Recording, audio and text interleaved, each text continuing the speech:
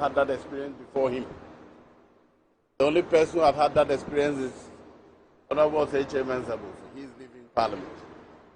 He has now the only person who has the sufficient, not even sufficient, but some experience which will be useful in going forward. So I will not recommend any other person. If you ask my view is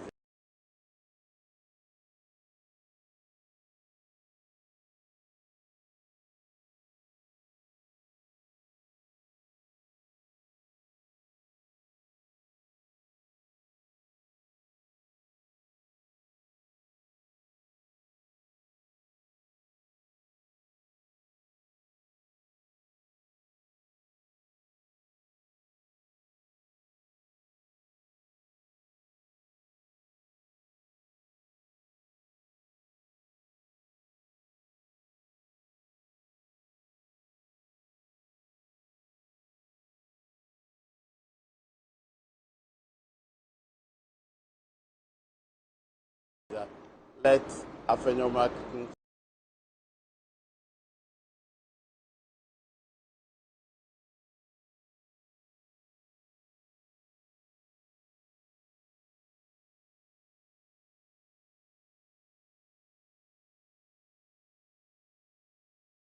and also awo to the Biana Gofu with a lawyer ni because why ye Jumana Chenti and some fa na unu. Here you jina hey. Bien wa owosi ehunu eka de otesu sesi Afenyomak nse ho. Chei esu ehunu ni nim de no emfiri soro na baaye. Edwuma no ye ne da no.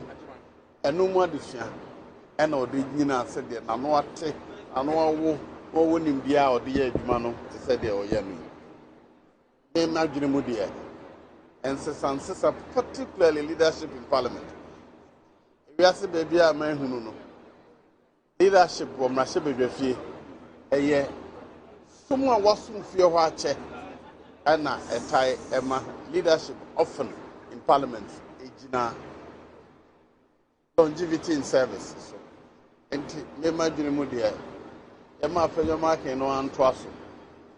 Sabria, you mean so. Ya broswa, Ibia, at the Okono, and I do Okonobaco. Decision be anywhere you beat me influencing. Ya don't person me be a Ghana farm or Mutumi. Omunya. Then so I was saying the Epesia Candia. Or see it to be candidate of Yaha. Any if you're not bonty. And into you had any day. You had there to make custom Gavono, your grandmother was why you can't get any pano. You had to reach me a dinner. Our country also. I was saying to be custom month for your GD way, you said. The alternative. And I come in Quadia, a man in Twasso. Only that as a government we've done a lot better in terms of providing the necessary infrastructure in all aspects of the country. If you got or that they didn't get anything at all, those are things that generally influence how people vote. You can't do anything about that. But I think often those express themselves in a way as to coming to vote against you. And when it comes to a situation where your base simply refuse to vote, it calls for further and better probe into what happened. I think at this point, what any MPP needs to do, and that's what we should be focusing on, is talk to the everyday people why they refuse to vote. Find out what we could do better and what we should do now. We should not pretend to know everything. But this is a clear sign that people were not happy with us, notwithstanding that taking them one by one, we could demonstrate that we did a lot better than any government in the past. But the way Ghanaians evaluated our performance It's different from the way I see it. Therefore, I can't continue based on my perception or my experience only. We should take time to listen and be guided by what we hear. So that's the way I look at it.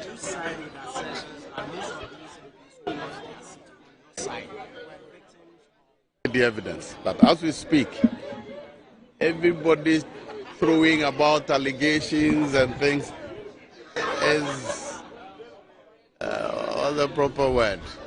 They're just conjecturing. Let's allow ourselves time. Let's allow cool heads to come, and let's get proper explanation as to what happened.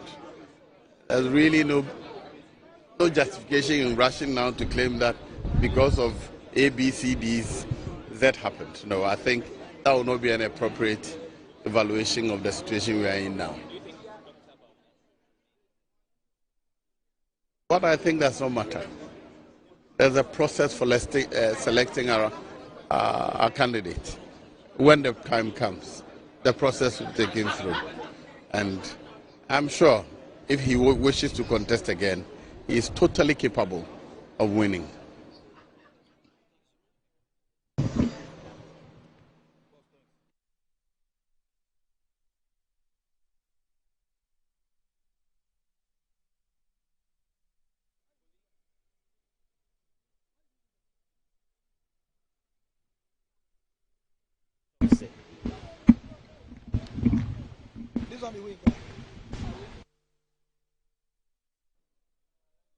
All right, tell me what you make of.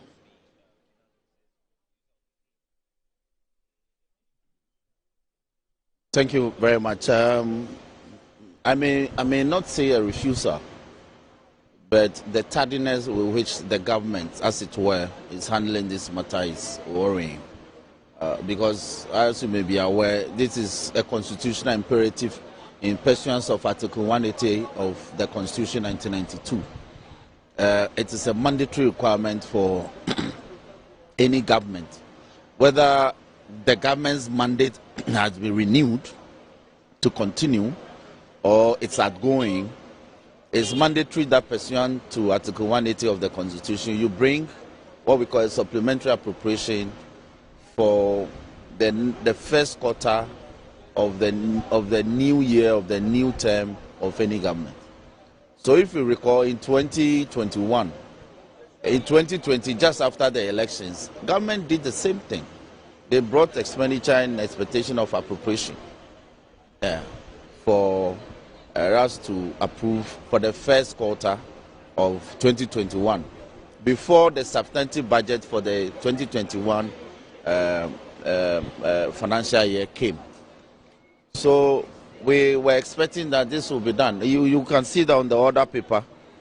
It features prominently on the order paper that report on the budget committee on the expenditure in advance of appropriation for January to March.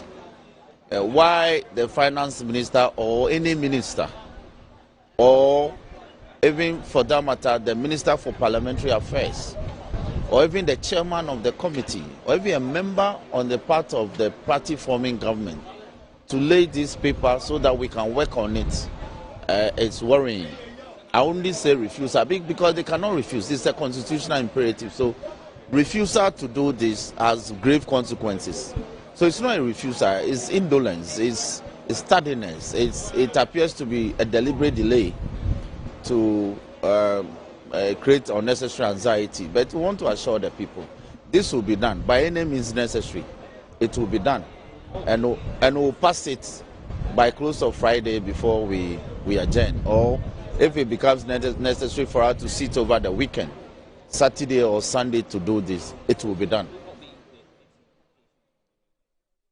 The implication is that the government will have to incur expenditure in January, in February, in March, especially payment of wages and salaries.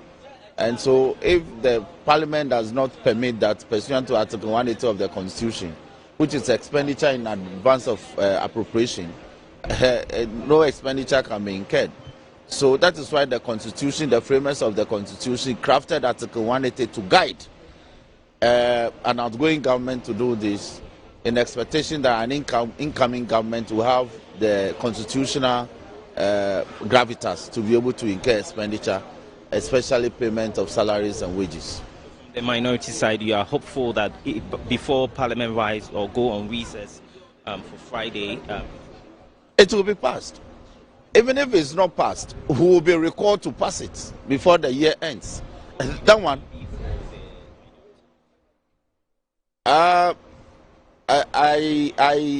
We haven't discussed a plan B because we do not anticipate that they will deliberately refuse to do this constitutional duty. It will be done. The indolence may be worrying, the tardiness may be worrying, the deliberate delay may be worrying, but it will be done. It will be done. They will do it. They have no choice. They will do it. Thank you. My pleasure. Yeah, please do. All right, tell me what you make of.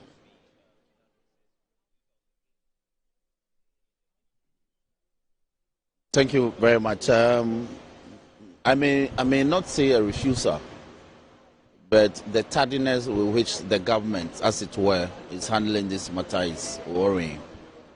Because, as you may be aware, this is a constitutional imperative in pursuance of Article 180 of the Constitution 1992.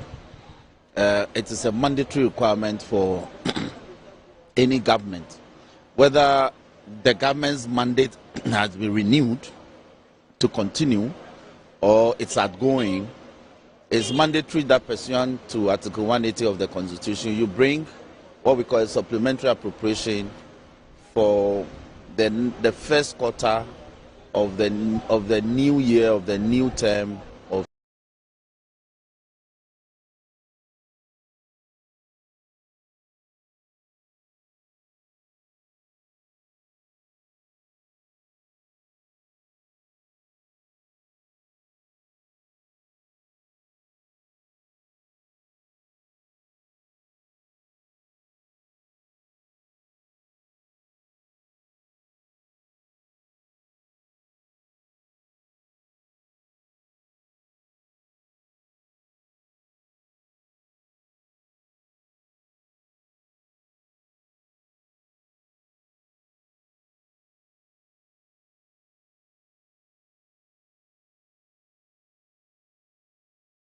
any government.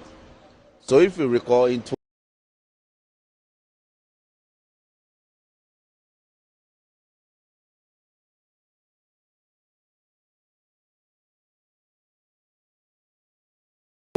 permitting His Excellency the President of the Republic that still the Ashanti region people are looking upon him. It's not that they are not going to vote. They have already voted for us as it done in 2004, and as they also voted in 2016 and 2020. So this one, when you do the opportunity cost, the scale of preference, although we have a lot of roles in Ashanti, the Ashanti people want, but when you do the scale of preference, the Swami interchange becomes necessary, that every Ashanti region, everybody or person is looking forward for the road to become the reality. That is why you will know that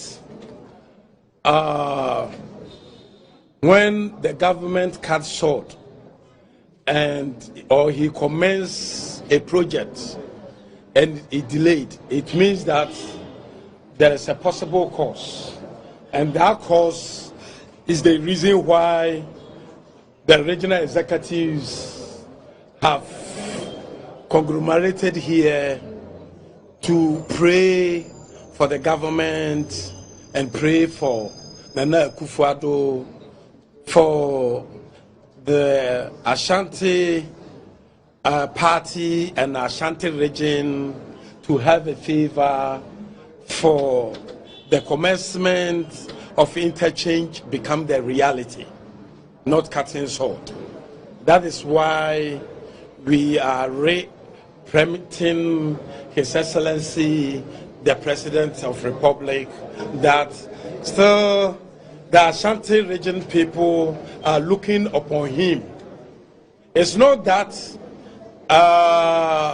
they are not going to vote. They have already voted for us, as it done in 2004, and as they also voted in 2016 and 2020. So this one, when you do the opportunity cost, the scale of preference, although we have a lot of roles in Ashanti, the Ashanti people want, but when you do the scale of preference, the Swami interchange becomes necessary, that every Ashanti region, everybody or person is looking forward for the road to become the reality. That is why today we have made a press conference.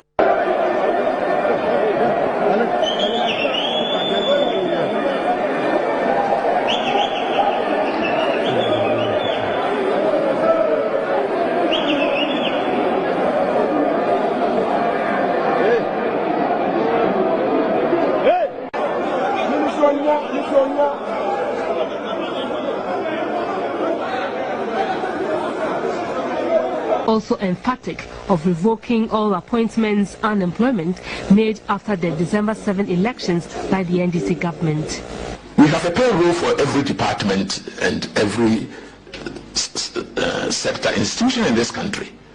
So if I'm appointed a new minister and your payroll, you are not on the payroll till December, the day of the election, and you're going to appear on the payroll for January, when were you engaged in that particular thing? You are going to create a problem. If names appear on the payroll after December, we definitely will lay them off quietly. Honorable member, I couldn't get. What is your name? Mr. Speaker, my name is Paul Chumberryman. Which constituency? The Vice constituency. Sorry? The old lady. Old lady. Mr. Speaker, it's unfortunate. An old lady kicked my ass. Oh, sorry. You lost the elections. Yes, Mr. Speaker. Ah. To an 82-year-old woman. That's why you want to be heard for the last time. I understand. Mr. Speaker, your son has always been heard. You know I understand. Yes, honorable members. What is the difference between the ordinary thief and a political thief? Number one, the ordinary thief steals your money, your bag, your watch, and your jewelry, isn't it? But the political thief steals your future, your career, your education, your health, and your business. Number two, the hilarious part is that the ordinary thief will choose whom to rob. But you are the one who choose the political thief to rob you. Because we choose them. We vote them. We blindly say we are not blind. Who is deceiving who? The ridiculous part of the whole issue is that we will fight to defend and protect our belongings from the ordinary thief. Is it not? But we fight each other to defend and protect the political thief. Is that not what we do? Thugs will be fighting themselves to protect those that are stealing our career, stealing our joy, stealing our health, stealing our success. What a shame. If you reach a certain stage in life and there is nobody who can look you in the eye and tell you the truth, you are doomed. And that is where our country has gotten to. We need to rescue this country. Wallahi. And I feel very terrible as a Ghanaian at this time. This country is in serious trouble, ladies and gentlemen. We are in serious trouble. We need to rescue this country, ladies and gentlemen. The presidency has been so depraved, so muddied, so dirtied, that I tell you in all sincerity as a Ghanaian, that I feel terribly sad today as as a Ghanaian, we need to rescue this country. Wallah, inshallah. Please don't cry. We shall rescue our country.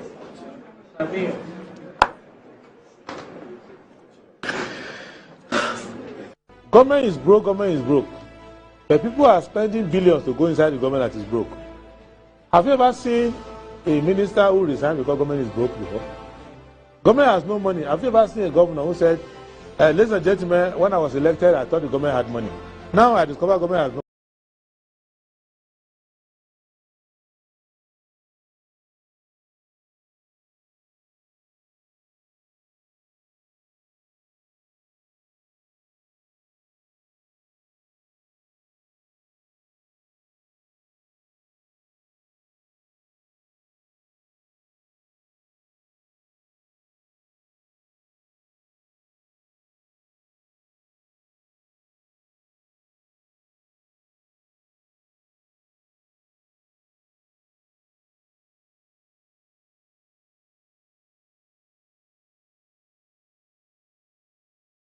money, I resign. Have you ever seen it?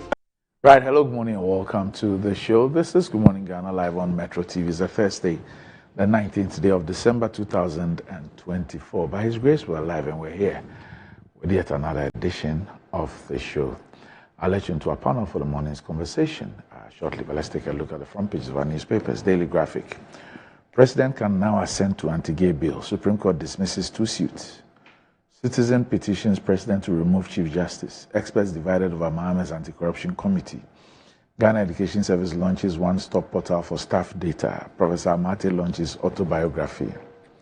Ghanaian Times. Supreme Court dismisses suits against LGBTQ++ bill. Fighting against corruption. President-elect constitutes oral committee to recover corruption proceeds. Find antidote to society's recurring development challenges. President to graduates. And the Ghanaian Times would like to inform its cherished clients that it will take a break from Monday, December 23, for the Christmas and New Year celebrations. They'll be back on the newsstands on Wednesday, January 8, 2025. Okay. Daily Guide. Supreme Court throws out anti-LGBTQ cases. Nana to receive bail. Yamin NDC tax invade PMMC Gold Center. Ashanti Regional Chief Imam dead. Parliament passes Boundary Commission Bill. Mass transfers hit Goyle. The New Crusading Guide. Supreme Court throws out anti-gay suit. Sino Africa chases NPP chairman's son for snatching 29 acres of land at Boteman. EC demands more security after attacks on personnel. Ebenezer Homer Jetro appointed new clerk to Parliament. Electrochem Ghana to employ 3,000 more locals for salt mining. Restoring Ghana's ecology. Herbal medicine advocates support government. The Insight. Ex-NPP MP vows to help recover looted state funds. Okay, over to you, Honorable Blakwa. NDC USA joins diaspora to celebrate John Mahama's 2024 election victory. $11.9 million Pualugu Dam chop uncovered. Ghana's historic election and a vote for change. Colonialism and climate change collide in cyclone hit Mayotte.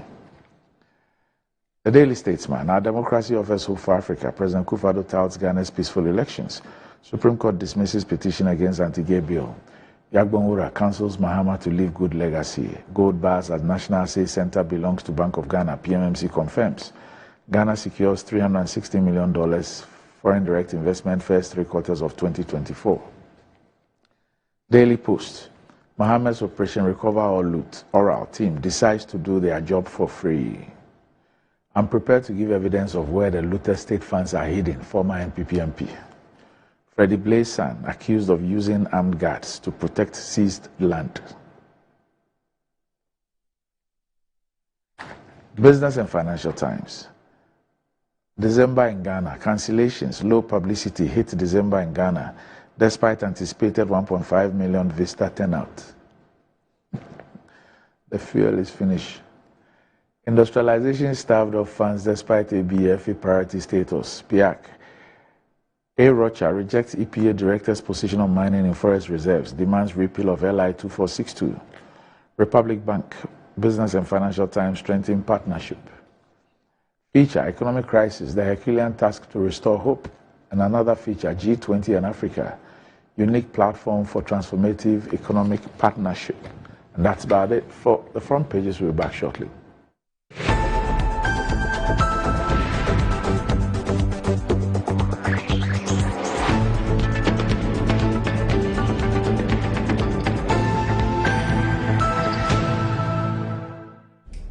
There's nothing worse than your multi-bet missing, but nothing better than having it saved. Bet Saver.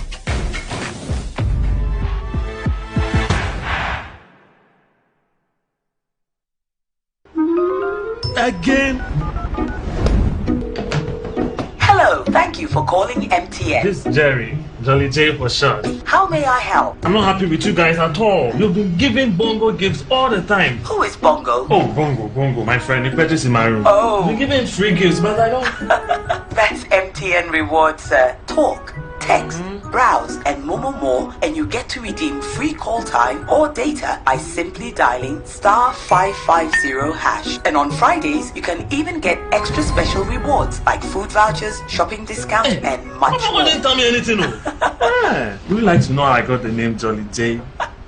That won't be necessary, Mr. Jolly. Calling customer care service doesn't give you points. I'm gonna call my mom. I'll call my grandma. And I'll call my ex. That girl can talk, Papa. Hello, Mama. So what's the topic for today? MTN. Hey, what's up? How far with your internship? To be honest, I'm so nervous about starting this new role on Monday. Oh, please. I know you'll be great at it. You should be worried about what benefits they have. Example, do they have health insurance? I doubt they will have that for interns. But no shaking. I have NHIS already. Ask your son a line, ting. Ina, look at you. What are you going to do in your office when you can just download their app to register for an NHIS membership? Yes, my people. You heard right. You can now download and register your membership on my NHIS app. No long queues or tedious paperwork. All you need is your Ghana card to register for yourself and for others. Once you register, you get a new digital NHIS card on your phone. My NHIS app gives you access to credentialed health facilities and services across the country. NHIS covers over 95% of disease conditions in Ghana. Access to healthcare just got easier. Now let me sign up quickly. Miss Seth, I'm starting work next month. Ho! Christmas is in the air. And it all starts at Electroma. Get amazing gift vouchers worth up to 5,000 Ghana cedis. Plus, incredible discount of up to 60% on all your favorite electronics. From smart TVs to washing machines, refrigerators, mobiles, laptops, and more. Get the best deals on all big brands like LG, Brew, Samsung, Philips, Orient, Infinix, Tecno, Tamashi, Pico, Itel, HP, and many more. Call or WhatsApp us on 0552 777 905. Celebrate Christmas full with goodies only at Electromart, your world of electronics. Attention all farmers, are you ready to take your crops to the next level? Introducing 3 effective organic composts that will revolutionize your farming practices. ACAP, KCAP and Iricop brings to you the ultimate solution for your fertilizer needs. Introducing the ACAP Grade A, KCAP Equiafua Jinkwa, and the Iricop with cocoa blends, palm blend and mulch. These are made from locally sourced municipal solid waste, and these are the perfect choice for sustainable farming. Join the organic revolution today. Boost your crop yield, improve soil health, and support sustainable farming practices. Choose ACAP, KCAP and Iricop organic compost for a greener and bountiful harvest. For your purchase and more information, call the numbers on your screen. Our products are endorsed by COCOBOD, Planting for Food and Jobs, and the Ministry of Food and Agriculture. A home is never complete without the warmth of family, the assurance of security, and the joy of shared moments. Whether you are returning home from abroad or seeking a new beginning, Rehoboth Havens Ayimensa is where your journey truly begins. Discover the perfect balance of modern living and natural beauty with flexible installment plans available to make your dream home a reality. Our 2 and 3 bedroom houses offer spacious interiors, elegant designs, and all the comfort your family needs. Experience a lifestyle of convenience, progress, and security. Each home is crafted with care, ensuring your family enjoys every moment. Rehoboth Havens is more than just a gated estate. It's a vibrant community. From safe playgrounds to serene surroundings, it's the perfect place for families to thrive. Join a growing community that values safety, comfort, and affordable housing. Your future starts here. Rehoboth Havens, where your housing dream becomes a reality. Visit www.rehobothsocialhousing.com to learn more.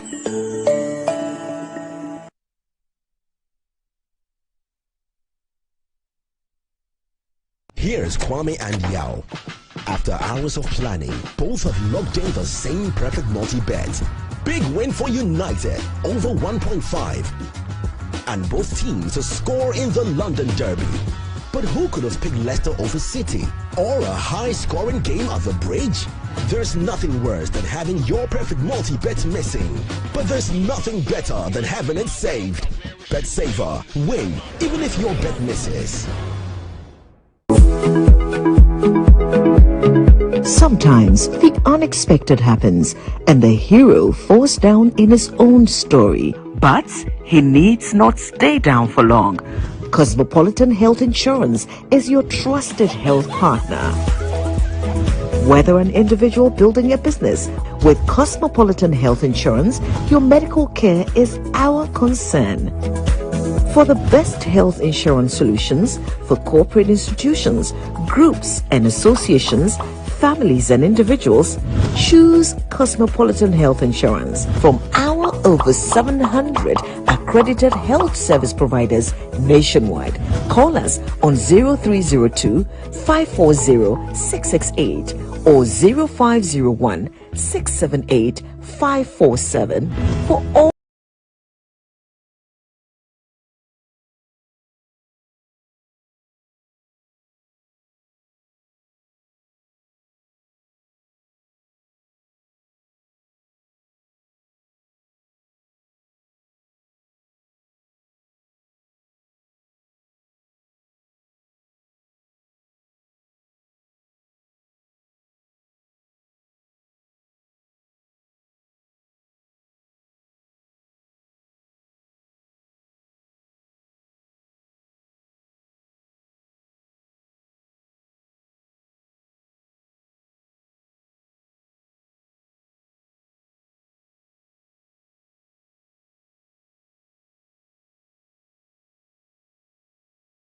your health insurance solutions.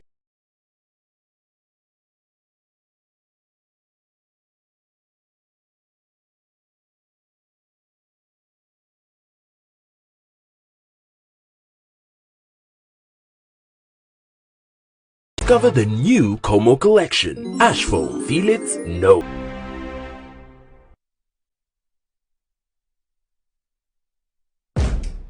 There's nothing worse than your multi-bet missing. But nothing better than having it saved. Bet Saver.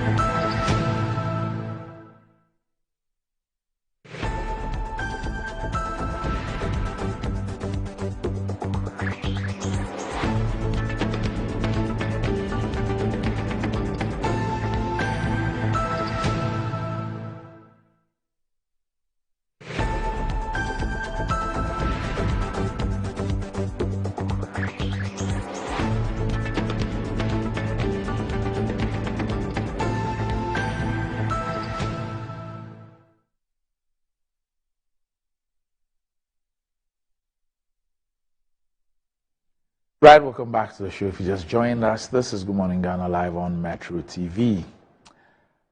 And MTN would like me to remind you that with the buy now, pay later with Sam Metro, you can now buy a sleek and trendy smartphone and enjoy the luxury of paying in convenient weekly or monthly installment plans.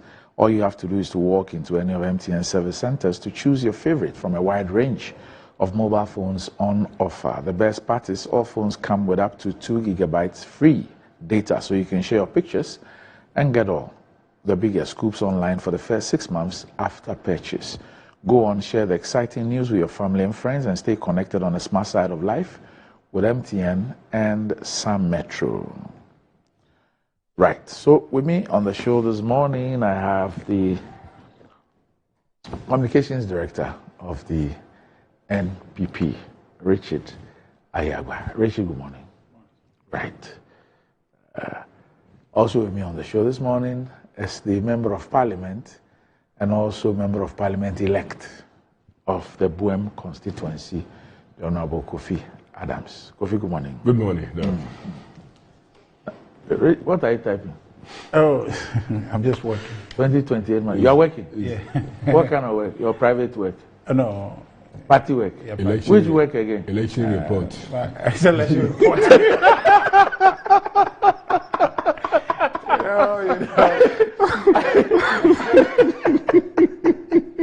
Are you typing your report? No. It's plans of activities that we're going to undertake. Activities? To do what? Starting next year.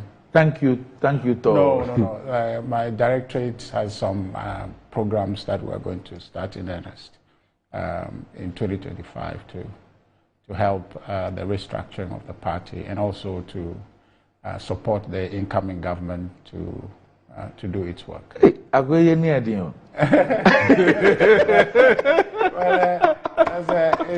luta continua.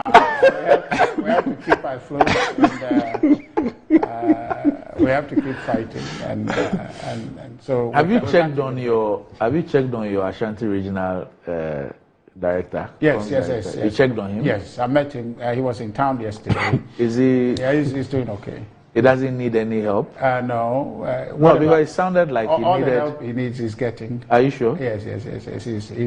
You're getting professional help? Yes, he's fine. He's not degenerated into anything. No, because what we saw, I was frightened. Yeah. No, he's good. He's a strong guy. Kofi, have you seen him? Is he not able to listen to the kinkring? I'm really worried. I think that you need to find... No, he's good. You sure? Actually, yes, honestly. Yesterday we met the vice president. Okay. When you say you, who are you? The comms team. Okay. We went to we called on him yesterday, and he was. You there. called on him? Yes. To do what? Oh no! We went to visit him just to kind of discuss and share ideas and commiserate with each other what it is that we've gone through and why we have to be strong, and understanding the numbers are not. That whilst it appeared devastating, we see where the opportunities lie, what we need to do to regroup. So it was a good moment yesterday, taking proper stock and taking proper responsibilities and seeing what we have to do, the magnitude of work that we have to do. And he was there. Kobna Yando was there. That's his name? Yeah, Paul Kobna Yando. Or Kwabna Yando. Yes, okay. Very solid individual. A strong. So he's not able to watch TV? Absolutely. Go on WhatsApp? Yes. He's a strong guy. I mean, you need to meet him. He worked very hard, very passionate. I worked very closely with him, and so he's in very good spirits. Well, working passionately does not necessarily bring results, but... I'm saying that, that was the object, that by doing so, we'll get a result. And he's in good spirits. It's interesting you raised it because he was here in Accra yesterday. And he's so for those of you who do not know what I'm talking about, let's just watch, and you would appreciate why I'm a bit worried about him, and I'm asking his boss if it's okay. This was right after the I think the declaration or the concession by Dr. Bawumia, and this is what he said on One to Me. TV. We just watch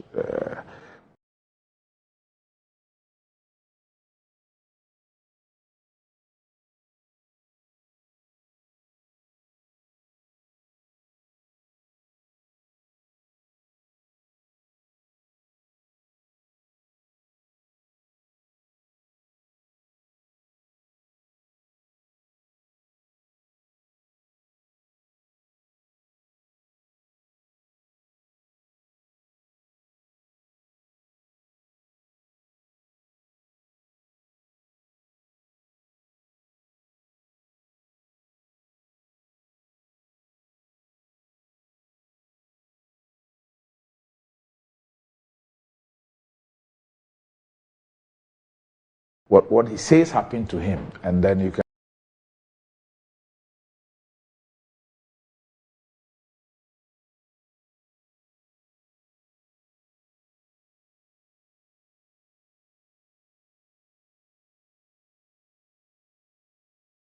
That was a bra, me crown we and Tina, but na and you will pente won't and I'm bra, sister on Pemiana. So, my bro. And my papa, because of their broken heart. No, here, but yeah, you will say. Ube so TV, and now be so WhatsApp. Nuko, ube te every na me yawu. John Mahama, every day, Buanipa, now what Buanipa? John Mahama, I need us, I need everything, we need us. Every day, what is the TV answer?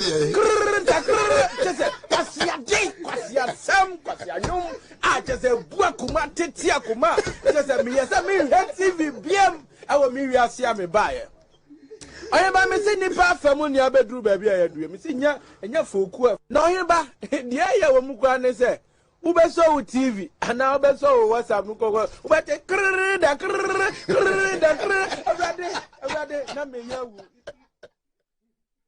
you say he's fine. Oh yes, Kamna is fine. He was in Accra yesterday. Joined us to meet the vice president. I've been worried. Oh yeah, I've never met him in person. But no, he's a fun guy. When I saw the videos and all that, I said, this guy really needs somebody needs to get closer to him. Yeah, I think if you don't know, you think that maybe he's feigning it, but it's actually him, and that's flows from the passion with which he works. He works in the Ashanti region, but he doesn't take it for granted that it's our stronghold. He actually works hard, and like many of the regional directors, he does his very best. And this election, he put in all that he can't possibly put in. And so I can understand the emotions that he's expressing there. Most of us, everybody, have been through that phase, and it's just natural with. As for you, when I saw you with Miracles and Fatih, with your hands behind you, your back, like that, and I said, are you here now? No. It's a process. And, you know, people took shots of it. I think it would be an iconic picture for you. No, when I saw them, then my mind flipped to 2016. Okay. And I remember being in the same situation. Then I knew that these guys know they have lost the elections. And that you could see Fatih struggling for a smile to come. Just so to find way of encouraging. Fatih, I need to call her. I've been a bad encouraging the base. I need to call her. Yeah, you should. And for my friend that I know, the way and manner he had, and I saw that no.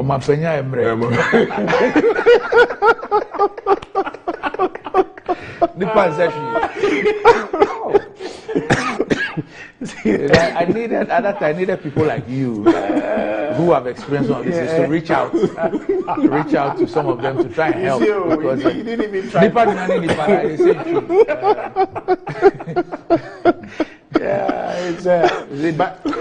I think that in all of it, I think there was a certain understanding that came that night following the numbers.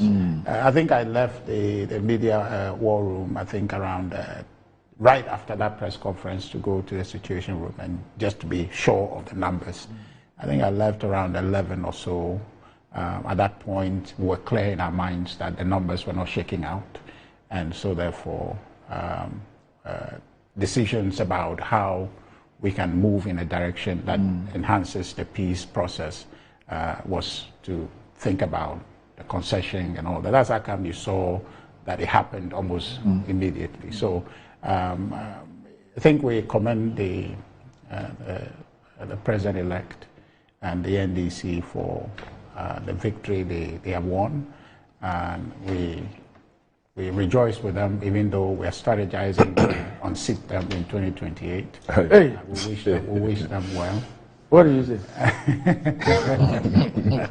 Well, that's why I was telling you that I'm working, planning my so trace. This is your 2028 recovery plan. That's what you're working on. No, it's part of everything to kind of debrief and then get ourselves tooled back for what work we must do starting January. You have a text message. I'm sure you know who it will come from. Okay. I saw him the last time on TV, I think at around the Ghana gas, the gas house or something, when the guys were rioting over there on TV. This I should tell my brother Richard, there's a bright side to losing elections. There's no steam coming from his forehead this morning. I'll keep close watching him. Yeah, so we wish them very well. Hopefully that the turn of events will continue in Ghana's favor. I think that we cannot wish them bad at all, because their success is our success. And we believe that the experience of the former president would come to bear. But we can only promise him one thing, that because of his experience, we're not going to allow him too much honeymoon. Constructive opposition will start day one, and we'll follow very closely on his promise to deliver some milestone projects, part of his social contract. We would work very closely to see that each day, as the days roll along, that he's able to deliver on those things in good faith, to ensure that Ghana benefits from his leadership. So we wish them well, and we wish Ghana well under him. Yesterday I got the impression that even some of the appointees, they're having problems. Current government appointees. Yeah, I think I was beginning to think that maybe some of them they need some hugs and taps on the shoulder and others, because I saw something on the back page of Daily Graphic, and for a moment I thought that something was not right. I mean, the Whip Power Authority, they went to commission a 50 megawatt solar plant at Yendi. Back page Daily Graphic.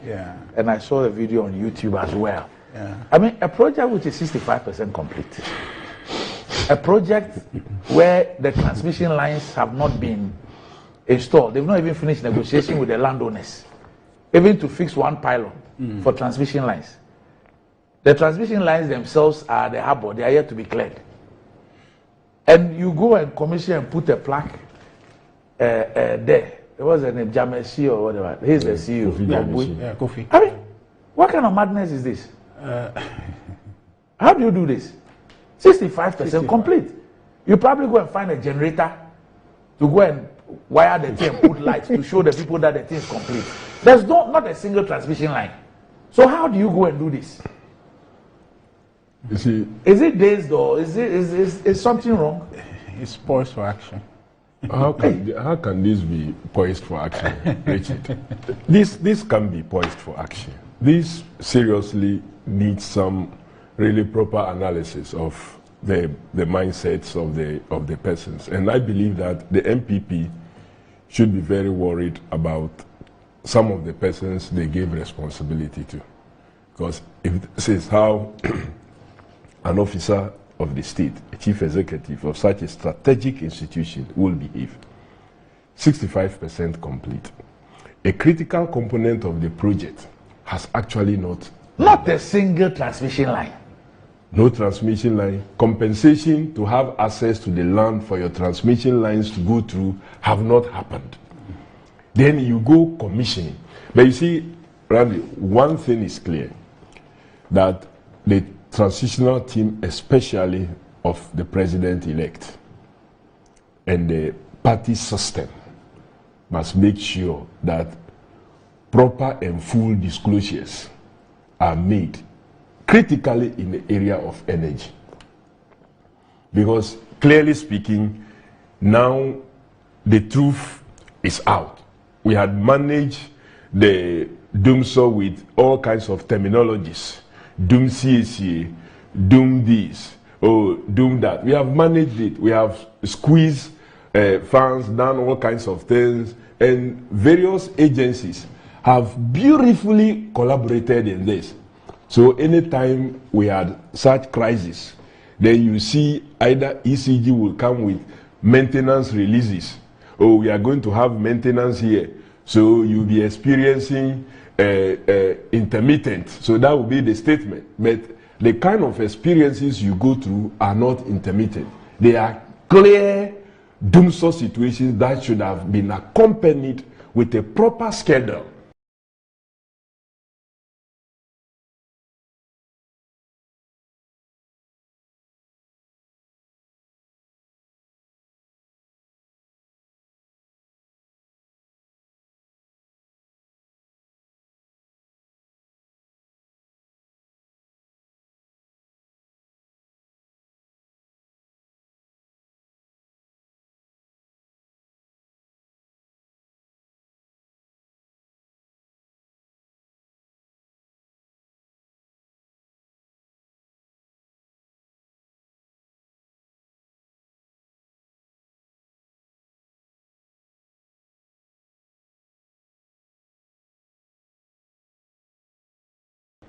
But they are made to look like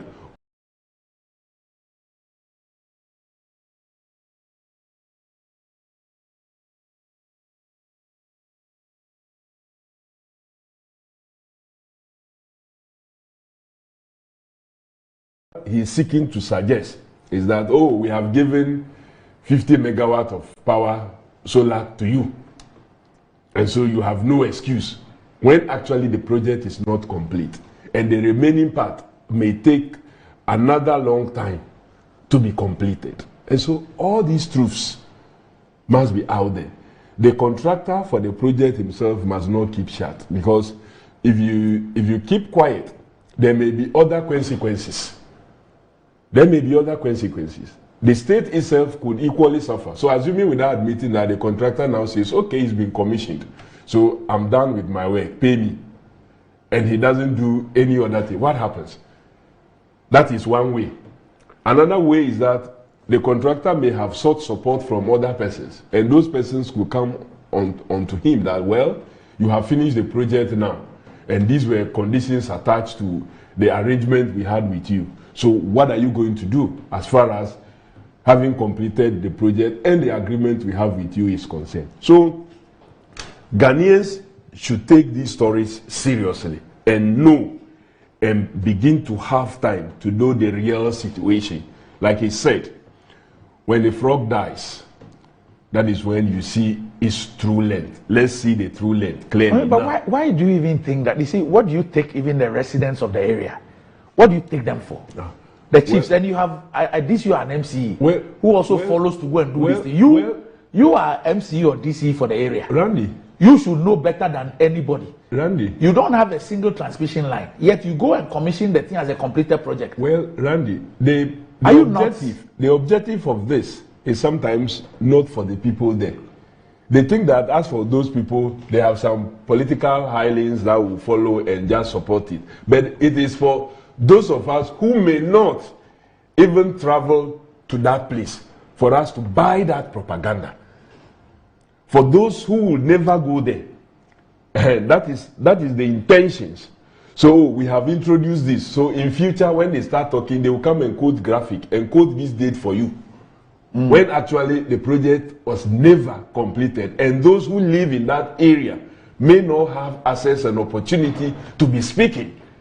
So it's an agenda. The intentions may not be for even those persons there. So your colleague Neil Antivandapoy, the MP for Jojo, says, please, for your information, none of the projects the president and his vice commissioned prior to the elections were completely completed. They range between 60 and 85% complete. The roads, railway lines, schools, and health facilities are all not complete. He's right, because the Bank of Ghana building, for example, that was commissioned was not completed. Some road projects were commissioned when they were not completed, and so many other ones that they went about. I found something amusing. Yeah. A hospital is commissioned, And what we are showed are the exteriors of the hospital, the building and the plaque. Yes. But I thought that for a hospital, what we really want to see is the interior, the things in there. Inside. But you were just shown the sandcrete and the roofing sheet and the plaque and the windows. All that was meant to feed into a certain agenda for votes. But thank God that, you see, the good thing about social media, and many of you in the media who factor social media in the work you do in the main media, was that it helped to tell the true story beyond what government wanted us to believe. So in such instances, others found a way of going in and revealing not the shell, but what is not in. What they were telling you that it was a hospital that truly was not hospital. I mean, if you held a certain position on UGMC, if you are government and you held a certain position on UGMC, how do you go around doing the things that you did and say that you were commissioning things? And even in the case of UGMC, they had everything, including even a standby plant. The Minister for Health then was telling all of us that there was no standby generator. It took the media to expose him that that was not true and that there was a standby plant that could power every gadget that was available in that hospital then. And still, they even refused to put it into use. Now you go commissioning shells as hospitals, and including what? Statutes. You see, those were all the things that annoyed the voters and annoyed the people so much that. And the worst part was to provide police. The statue has a calf injury. To provide police protection for the statue. No, the statue has sustained a calf injury. But you see, this whole statue thing is being blown. But didn't it happen? No, it happened. But I'm saying that it's blown out of proportion, which is justifiably so because of the environment at the time. But really, what was done was not the president asking that I want for me a statue. It's not. It's people's exuberance. No, to be honest, it's people's exuberance that has led them to do that. The president never. And he went ahead to commission. He went ahead to have it commissioned. You see, the details of that event, I don't want to go into it. But I can tell you that that's not the president's desire. Well, he has sustained a calf injury. Yes, but that's financial loss anyhow. Those who are doing that should stop it. The point in my view, I'm saying, let's clear this. Let's clear that. Yes. That it's not a president asking that I need for me a statue. It was imposed on him. Yeah, it was something that out of people's exuberance. So that's. You see, I would have loved it if my president got there and saw the situation and saw the situation and said no. The police say they are looking for the people. Yeah. I can't have my statue here when the environment looks the way it is. No. What happened?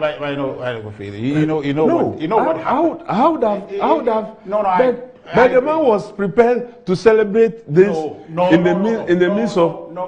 What is no? Akufo-Addo did not celebrate that thing. What I am telling you that is out of people's exuberance. I mean, with his record, I'm just saying. But he pulled the thing. But I'm saying that the details of how he got there, I don't want to go into that. Was he in the sky when he was pulling the thing? You know President Akufo-Addo to some extent, right? That he didn't ask for this. Hey, I'm telling you. I don't know who pulled it. How will he know? Who pulled it?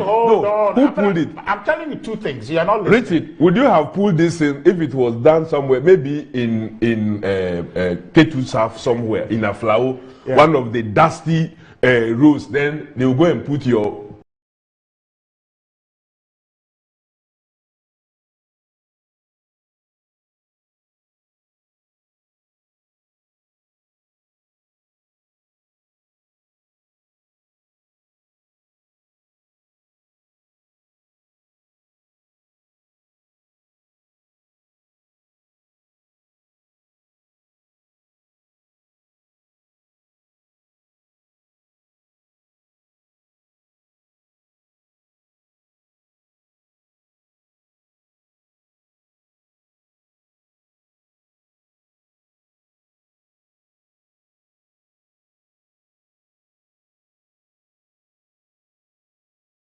plug there that, oh, Richard.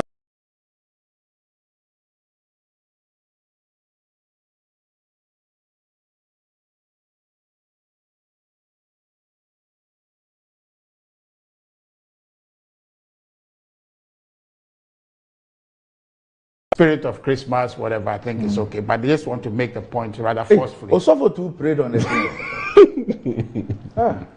Yeah.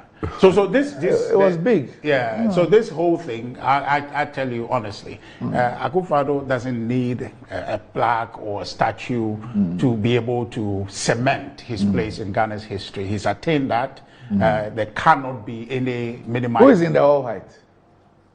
That's the regional minister. Yeah, that's a regional minister. Oh, okay. Yeah. Oh, that's Bobo. Yes, that's right there. Okay. Yeah. I see. And all of them, apart from the regional minister who was lucky to have survived the tsunami in that environment, they all suffered for this. People are saying that this statue was part of that angered the people. Yeah. Well, I mean, so now we'll take proper stock.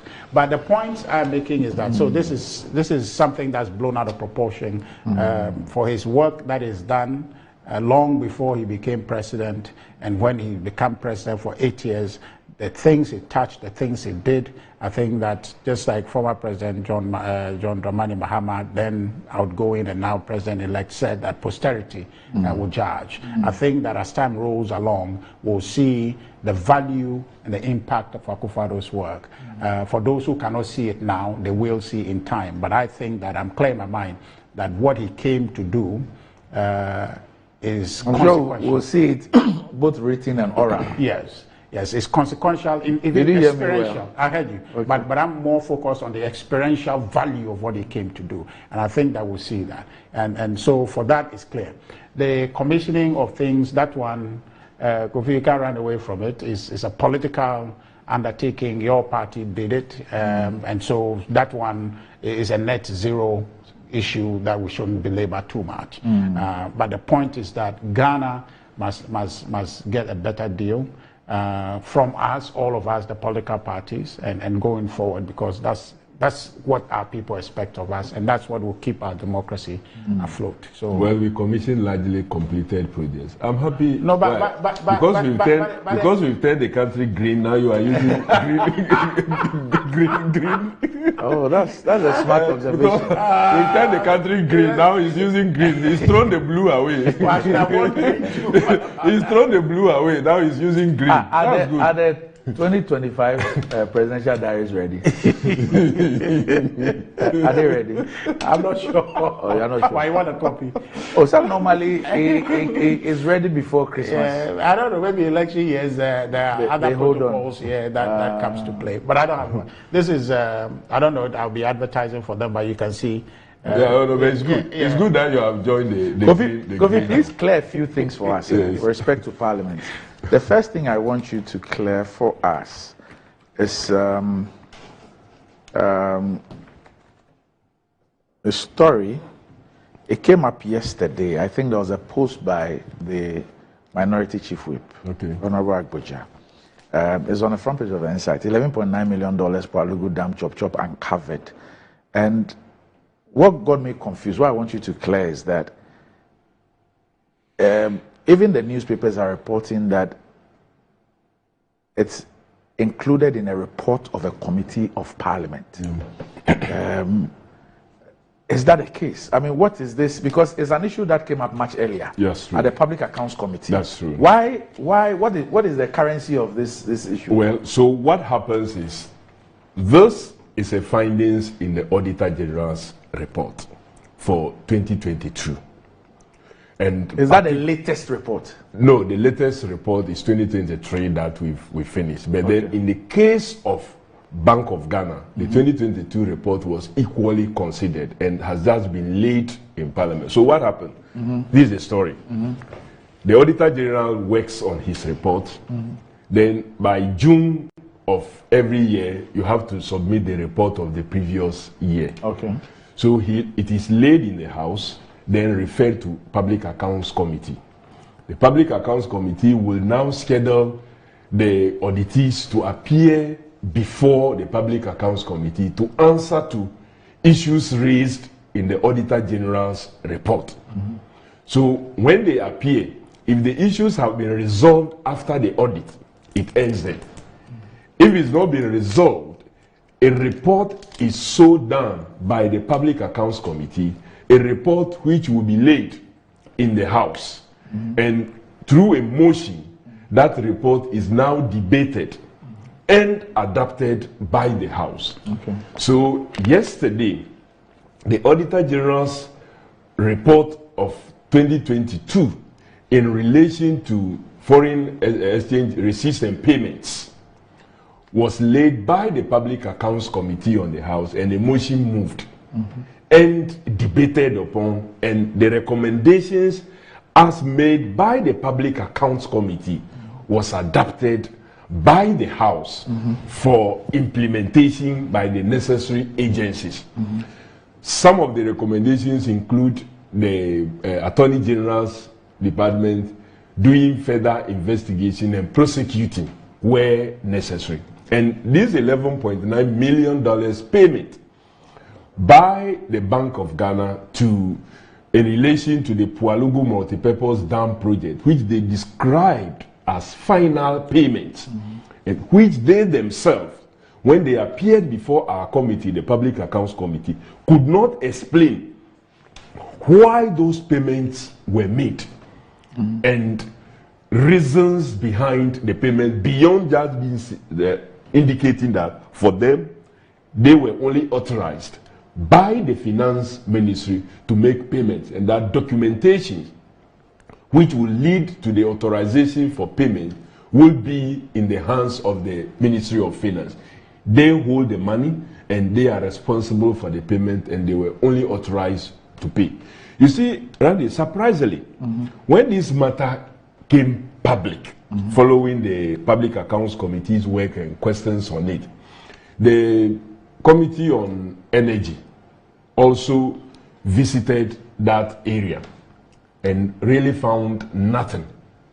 Before their visit, a statement had been issued by the one group or one agency of state, that the $11.9 million payment included payment for what? Feasibility studies, and that they've used it to create access roads and also build some facilities on the ground to serve as accommodation for the contractors.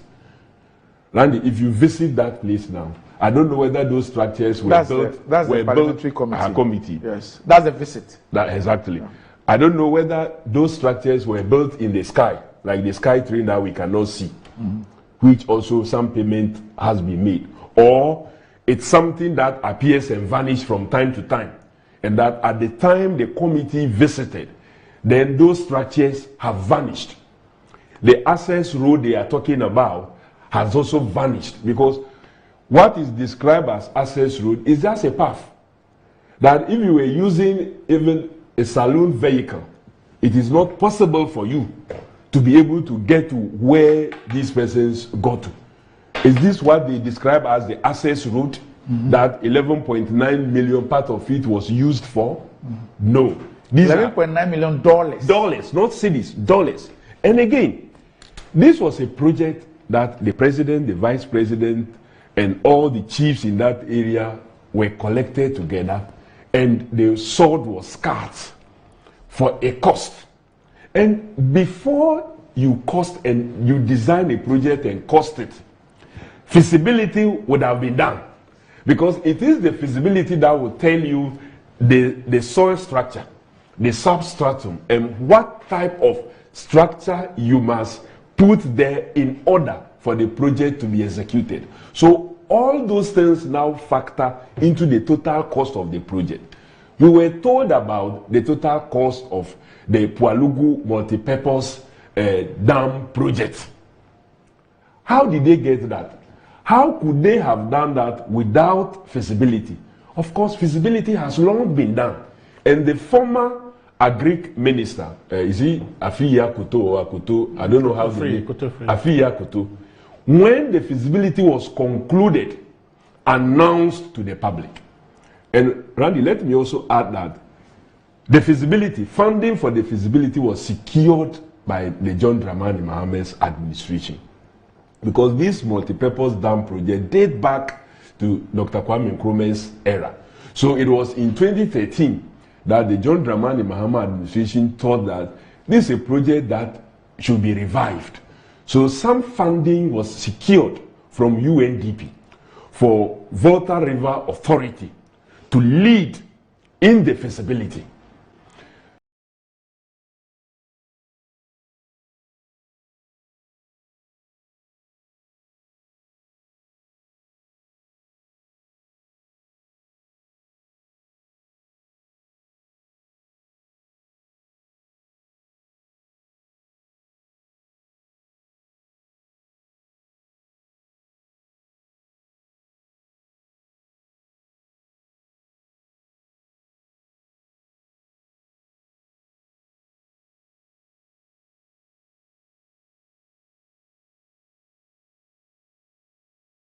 They completed the feasibility, somebody had reported on it, and it was based on that feasibility that led to the project concepts, the type of structure that must be developed, and so on and so forth, all being done, leading to the costing, and now identification of a contractor, award of contract, and sword cutting. So clearly, this $11.9 million, we must look for it, and that is why it's been cited as one of the areas that His Excellency the President, when he talked about oral Operation Recover All Loot, that we must send our eyes to, because Bank of Ghana itself could not explain why, and nobody has been able to give reasonable explanation to the payment of the $11.9 million to whether to the contractors or whoever they paid that money to. Now we do not know. Interestingly, in that very report also, we found other payments that could not be explained. $2.57 million that was also paid to a company called Muta Angel for motorway expansion project, when nothing has actually been done in the name of motorway expansion. The only time we have had any agreement in Parliament was this special purpose vehicle that funding from GIF for ATEP Limited, and I think the main contractor is Marapoma. He is the main contractor for even that project. That has just even begun. But some payments, $2.57 million, have been made to Muta Angel in the name of motorway extension project when they have done nothing. So clearly, one really didn't understand what this government was all about when it came to payment of dollars for either projects that did not exist or have not commenced, and meanwhile payments have happened, described in all kinds of forms. Of course, the SkyTrain was equally also mentioned, where $2 million was paid to a company that had no license. They had no aeromover license. They had no license to engage in that business. But government, the MPP government, found it necessary to take $2 million from Ghana Investment and Infrastructure Fund, created by the John Dramani Mahama administration, for a good purpose, to give to a company that had no license. Today, we can't find that money, and everybody is running away from responsibility. The first minister for railway development, Joe Gatti, says he authorized no such investment, and he gave no clearing that we could do a SkyTrain. The current minister for railway development, Peter Amewu, also says that look, SkyTrain cannot happen today or in any near future. So our $2 million, what went into investing Ghana's $2 million? That's in now exchange rate terms over 32 million Ghana cedi into a company that had no license. These and many more payments, some of which is now even coming out, some also being done even after the elections. I'm told that I saw the Honorable Agboja flag 2 road contracts. Yeah. One is supposed to be a 12-kilometer road, awarded at 91 million, 461,600 US dollars, which means that a kilometer costs $7.5 million. Exactly. 1 kilometer. Exactly so. And I'm told the contractor raised 4 certificates in October and was paid. They was paid in October. It was paid just so before the 12 elections. kilometers, 91.461 million. So like $7.5 million per kilometer. Per kilometer. And then another one, an 18-kilometer road for $85.2 million. Look, Randy, and sometimes you see people like Richard, his work give comfort to persons to behave this way. Because when they behave that way, they found it convenient and necessary to continue to defend such things. Meanwhile, that money, if it was judiciously used, some could have been saved so that that dusty road in Ketu South, in Aflao, can also find some mercy from state coffers. But it's there. The dusty road in my constituency can also get something. But we defend them, we turn it political, do all the things that we have to do, and then people shut their minds off and only be waiting for election day whilst the loot goes on. And that is why I'm happy that one of the biggest projects ever to have talked about in an election, and that so far the president have shown clear indication that he means that business, is the oral Operation Recover All Loot. Some are signing contract even as we speak today against the legal advice of their legal departments. And Ghana Highway Authority is one of such places that the legal department advise against, but the chief executive insists that he's signing them. It's as if he is even behaving more as if he's more osono than any other person. But well, those contractors must also be careful. Know that your legal department has advised against it. Your other colleagues are all against it, but you are insisting on signing them, and you have gone ahead to sign 10 of such, and there are still more pending for him to sign. And these are serious matters. These are very serious matters. We already have unresolved issues, unresolved payments that today we are struggling our heads on. So back to the 11.9 billion. Yesterday, Parliament adopted that report because we needed to adapt it. Otherwise, once we don't adapt it and this if Parliament comes to its end, it means the report would have not existed. And so the next Committee on Public Accounts would have to, that report have to be relayed. The Auditor General's report have to be relayed and be referred to the Public Accounts Committee for them to go into it again before they can submit a report for adoption by Parliament. So that was what happened yesterday, and that explains why the matter has become another current matter now being discussed, because Parliament considered and adopted the report of the Public Accounts Committee. But seriously, there are many unanswered issues. Our investment in the Pullman hotels, huge investment that we have put in that we cannot see anything. Too many. So 7 years on, the hotel has not. Nothing has happened. Meanwhile, we have put in over $25 million.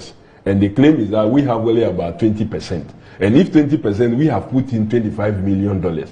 What has the one who has 80% control put in? Because what but we see there, apart from that money, we also give a lot of tax waivers. tax waivers. Yes. So what we see there is not even up to the 25 million we have put in. So if we have 20% and we have put in 25 million, how much did the one who has 80 million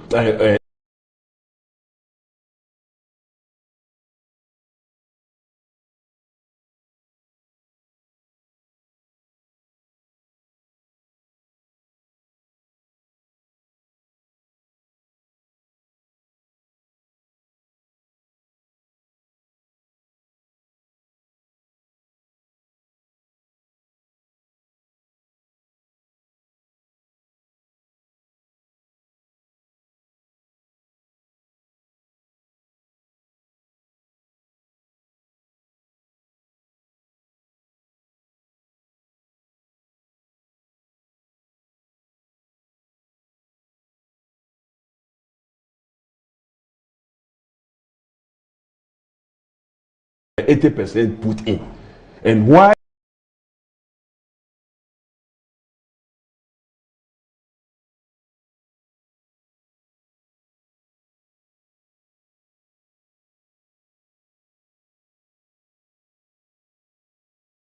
Government, that one I would not allow for such unfounded allegations to be made without evidence. So I am clear in my mind what is right to do for our country and for the government and for the people of Ghana. So I'm clear in my mind about that. So to that effect, if anything that comes up that needs proper investigation so that people in public office can take responsibility for decisions that they have made that have not necessarily benefited the national interests, that accountability, we must all support it to be brought about. So I have no confusion in my mind about that.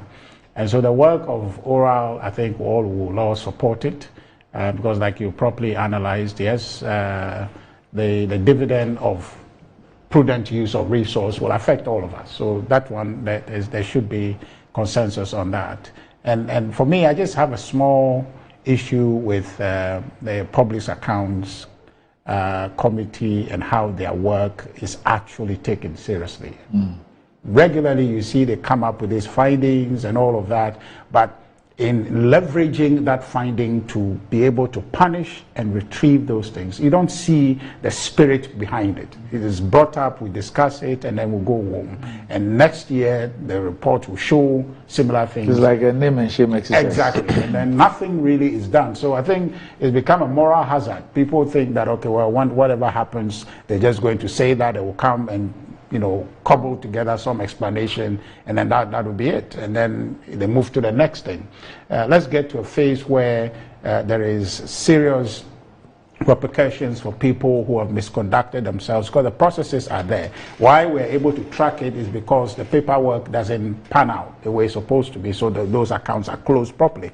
And so let's see to the actual punishment. Let's not make it an optics thing or playing to the gallery thing, that we actually are punishing people. But I think if we do that, these would stop. These kinds of things will stop, and people would see that they will be punished, and they won't do it. So we wish the committee, some people are complaining about its standing in relation to other anti-graft, anti-corruption structures that we already have in the government, the committee that is set for the oral team. I commend them. I think that they are individuals who have shown commitment to protecting public interest. I am just not very, I don't know, maybe I shouldn't say that. I was just going to say my confidence level is not very high in one particular person's case, but I think they are to collect information. Yes. No, I'm saying that's no, I'm not saying anything but beyond what they are supposed to do. They are not to investigate or do anything. Yes. They don't have those No, powers. of course, their information or their work leads to it's the part investigation. of the transition. Exactly. But I think it will outlive the transition. It would go into the government to support can't be sure. in the information You cannot be sure. It is possible that it is possible. It is possible that once the once the now you can freely use it. It's possible. but I don't know what part you intend in this, but the point is that it's possible, right? Yeah. The possibility. No, I prefer it is possible to the possibility exists. It is possible that once the transition is done. Yes, it is possible. I said something to you about 2028. It's still possible, but the point is clear that yes. Is it about what? What did you say? The battle is the Lord's. Don't know the Lord was going to be scammed. Well, so somebody is asking me about the e-gate, whether it's working. Well, the e-gate is not working. The e-gate. But how is it not working? But where did it work? They are actually now forcing to get. No, I haven't used the airport since the e-gate was. People who have traveled. I haven't also traveled. People who have traveled, move out and return, said they tried. Anytime they try using it, the immigration people they laugh at them. and because normally it's they not would direct functioning. you to go there. I'm not sure. Well, so these are mechanical even stuff, the day of commissioning, electronic stuff, I should say. Right. Yeah. So their malfunction is not equivalent to a shoddy job, but it just they just have to give it up properly and then it will work. My view is that if that so the point we must make, and not with no excuses whatsoever, is that if anything is done inappropriate, let's all condemn it roundly with the evidence that yes, this was malintended. Look, for the public good. Apparently the Yendi thing I was talking about, not knowing the Bui CEO, he hasn't ended there. Say yesterday, he went to commission another 30 megawatts, which is not done. And he went to place a plaque on an old building. So maybe we should get somebody from an old control building. I'll show you the plaque. When they put the pictures there, you see the plaque with President Kufado's name. There's a look at this. Look at this. Okay, so it's a freshly made plaque. Look at it. Just yesterday. On the 18th of December. Just yesterday. Yeah. Well, and the project is not done. And you go and giddy. Maybe Richard should invite him. President Kufado himself was not there, I'm sure. Yeah, I don't think President was there. He's supposed to be out of town. No, he's in town. He back? Yes, he's president is in town. Yeah. What is this? But he's not there. But maybe we should get somebody from Bui Power to speak to this, to tell us exactly what the he should invite our brother Kofi Jamesi and do what he did to his communication officer for Ashanti region. That has at least brought him back now to be able to watch TV. And they should do same because it looks like something. So this is wrong. This is the old control place. It's not done. Something is wrong somewhere. It's not done. It's just it's not done. And yesterday, so this is what has been commissioned with the plaque that has been adjusted with that wood, and this is what you went to commission. Clearly, something is wrong. But see, so let's put this in context. You know that we're having that conversation of it's just a difficult political environment, right? So that the investment, you hear this conversation that we secure the funding for it, we did that, we did this. Look at this. No, I agree with you. I agree. What is this? Yeah. So, but it is generally because of the political environment we work in. So tomorrow. I mean, what is this? It was not even dried yet. So they use a wood. Can you imagine? And then a block to adjust it. That's due diligence. They want to make sure that the thing doesn't fall off. But what I'm saying is that, is that because of the political environment you operate in, right? People will tell you that, we have secured the funding. So when you go, people taking credit for projects. But that's documented. But I'm saying, if so, imagine that. Another person Kofi, I don't know what agency or ministry you're going to go, assuming you're not appointing authority. Oh no, I'm just praying for you. So imagine that you go to a place where you have responsibility to continue this thing. When they finish, there's this thing that we have commissioned. So the micro political things lead to some of these things, and I think that the intention is not, is not to do harm, but it is to properly maybe show that we have done A, B, C, D. Possibly. It may not be the best, but the intention is not designed to cause any harm or to do anything untoward. It's not abuse of anything. It's just. How do you go and commission? Yeah, it's just. How is this a commission? I agree. I mean, you and I, we agree that it's not right for commissioning. But the point is that if you have Kofi go tomorrow and he's there, you say, I have commissioned this thing, and it's not correct. He will not give credit to Kofi Jamesi. He will just commission and say, we have commissioned. You see, and then I'm coming. It becomes a political push and pull between us to say that we commissioned and say, no, but we commissioned the project, we started it, we completed the No, but how do you commission this? When you see, how do you do this? I agree. But this is something. So why didn't you commission the cathedral? It's like this. Yes. The cathedral is like this. You should have put a plug there to commission it. It's just like this. Or Senior, why are you going? Can't I compare? No, don't compare anything. We are talking about state stuff, so don't compare. You do a swimming pool without tiles, for God. You didn't even tile it. We didn't say we are doing a swimming pool for God. We're building a cathedral. Which cathedral? I am sure, Senior, that the president-elect will see to it, find appropriate funding. He will see to it. He will see to find appropriate funding mechanism to build it, because it's something to build a cathedral. I think that is. Did he also make a vow to God? No, I'm saying that, but it's an investment that is lying there, and it's coming. We're going to use state money in doing it. No, that's what I'm saying. Find appropriate. I'm not saying state money. Find appropriate. But you have used the state money. That's why. Do you know the pastor who's called this pastor in Kumasi? He has his own TV and radio station. He was one of the first pastors to have a radio station in Kumasi. Opambo. Yeah. He's making some demand.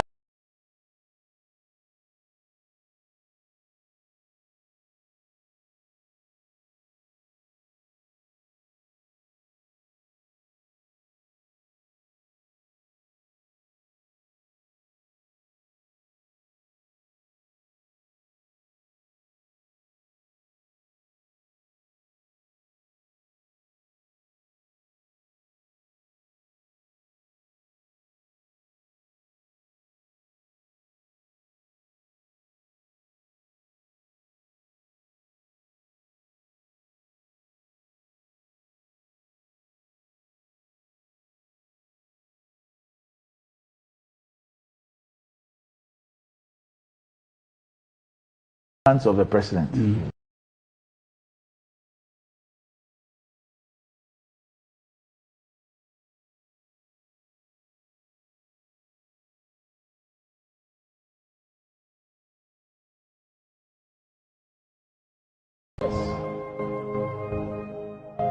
They can't marry because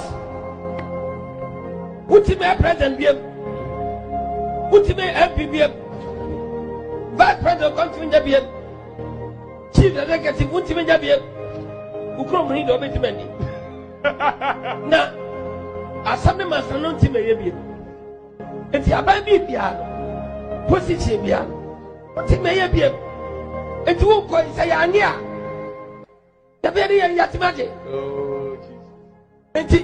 And says, can you call it? And I'm saying, what did he? And I'm a boy. Every 5 says, can when I meet us, let me say, can if I'm going to go. And that's how I miss a because I'm in some ways. I'm a Muslim, no me up, Busiania, so far, I can destroy you through the power of the Holy Spirit. As I was saying, legitimate demand. I can't tell if he's serious or he's joking. But he's serious. No, how can he be serious about this? Anyway, let's just put it. Because I mean, it makes good fun, but I'm not sure if he's serious or not. Because asking for accountability is not being serious. But he's saying it says they represent God. Is that not how we call them? Are men of God, men of God. So they represent. But if you say you wanted, they have to account to him. You wanted to do something for God. Account to them. Yeah, it makes fun. That's pretty much what I can say. If you are refusing to account to Parliament, account to them. No, but who is refusing? Everybody is. But Doc, just a point. Just a point on what my colleague was talking about the Public Accounts Committee work. You see, the committee makes a lot of recommendations, including prosecution. But unfortunately, the Attorney General doesn't act on those recommendations that emanates from the Public Accounts Committee. Even the Attorney General Department itself has been found wanting when it comes to procurement without going through due process. So we have recommended for they to also be prosecuted. By who? Well, how they will do it? Well, how they will do it? Because clearly, per the laws, you are not supposed to engage in a certain type of procurement without the necessary approvals. And the Attorney General's Department was found wanting. The Ministry of Justice and of course, the Auditor General found them wanting, and we've recommended that they prosecute themselves. But they haven't done all those things. The Auditor General himself also at least employ surcharge. And you know Domelevo employed this, and we all saw how they descended heavily on him. So if you descend heavily on an auditor performing his function the way the administration did, it pushes others not to go that route. And that explains why sometimes it looks as if the Public Accounts Committee and the Auditor General reports are just more of like as if fanfare things. But we need a certain level of commitment to be able to do all. But we've been saying this. I guess the point Richard is making, this thing you're talking about, I have heard Public Accounts Committee after Public Accounts Committee lamenting, saying the same thing. For how long will we open the book of lamentation? Hopefully, we may have to do some amendments, and the constitutional amendment processes that were begun, and this government came and they stopped the entire processes and started something new at a ministerial level. His Excellency John Dramani Mahama has promised to go back into that project and get it through. I'm sure part of the processes that we'll be looking at will be how the Auditor General's reports and Public Accounts Committees and its findings could be executed, and that to a large extent may help us. Again, on the issue of commissioning projects because you are exiting or you source funding for, you see, the MPP is being chased by a creation that they cost. You remember when Professor Mills, the NDC, came to power and we were going to commission the George Walker Bush N1. President Kufuor was appropriately commended for his rule and was actually invited to the commissioning. Did we experience him? In the heat up to the elections, when we were going to even commission the Flowergate overpass, Flower Ports overpass, a project that John Dramani Mahama commenced. What happened? We actually used the opportunity to blast. For those of us who actually used that project, you know, the worst part is that there's a project that commenced 2016, towards the end of 2016. Okay. 2017, we have a new government. The new government says that it suspects some wrongdoing, financial wrongdoing, and so suspends the project and said that it's conducting a forensic audit. It does this audit for 2 years. After 2 years, it doesn't tell us anything. Only to now go back to the contract, and then we get to pay. I'm looking for the actual amount that we spent, because as at the time that the project was even halfway, I knew that we've gone like 2 times the original. It was more than 2 times, because the original was just about 60-something million. Yes. But now it jumped to over a 500 million. So that's the final figure. Yeah, that's the final figure. So we stopped this project and said we were doing investigation, and the investigation went close to 4 years. Yes. Nobody even bothered to give us a report of the investigation that we found A or found B.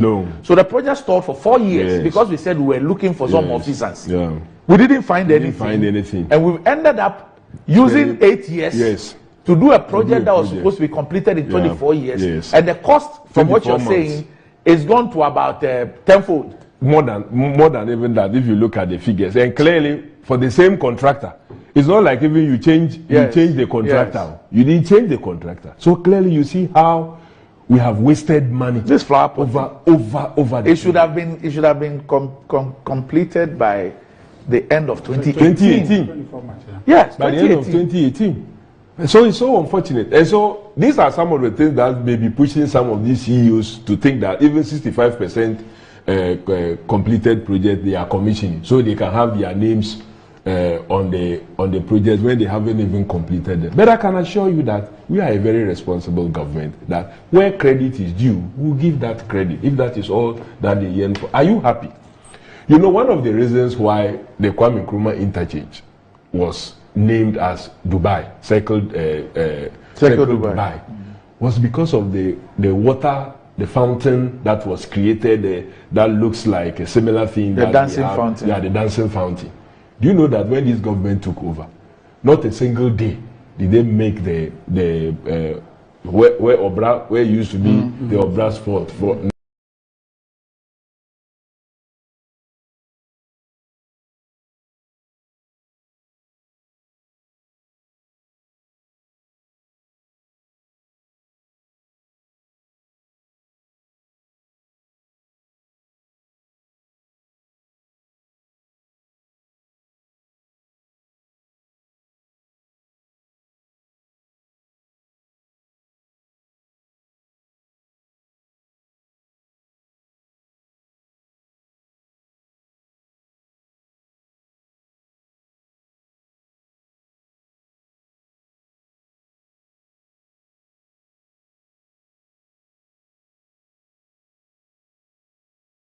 now where the fountain is, to actually forget.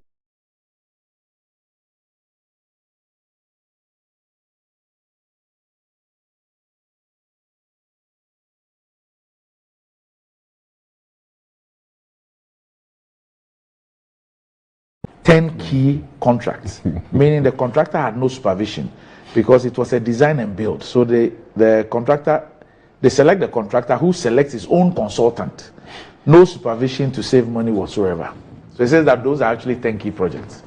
It's terrible.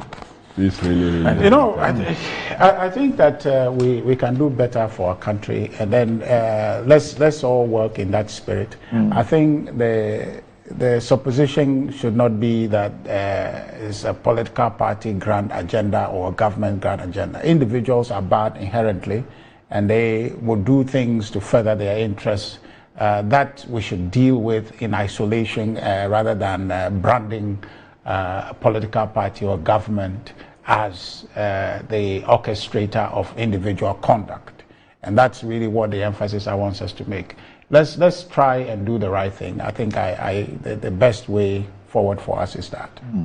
Well, the conduct of the leader is what brings about some of these situations. That's arguable. People would want to say that then it is an institutional thing being pushed. It's an agenda thing. But if you show a certain sign, it helps. I agree. I'm a party person. And I know how sometimes the political parties suffer for some of the things. And I know how you feel now. I've been in your shoes before. Sometimes through no fault of yours. You would have to take the question. People will blame you for something you did not cause that was caused somewhere else. But clearly speaking, we need to up our game. I thought that we could up it if you saw what President Mahama did on some issues that came to his attention. I don't like mentioning this as one of such examples. The Victoria Hammer incident, it's not like she gave any indication like I was going to steal from the state. She just said, well, I decided that when I make this, I'll stop politics. The president then thought that, look, I have employed you to do some work for the state. What I pay you, you can make that for a very long time. So in order not to have divided attention, I think you should go off and go into your private sector to make whatever it is that you want to make. If you just oppose this to the action of His Excellency, the President now, on issues of corruption, it doesn't give comfort when you want to to fight against corruption, especially when Transparency International scores of our country under his regime, his best performance has been the worst also of the previous regime that was attacked as being corrupt on very flimsy issues. Can you imagine that you accuse somebody that he dashes people cars, that, oh, the person is good at spending money to buy Land Cruisers and give to people? That story, you made it to be believed. Then again, you run another story that this same person that has capacity to dash people this type of cars was bribed with a fork. Can you imagine how far we went to destroy this person?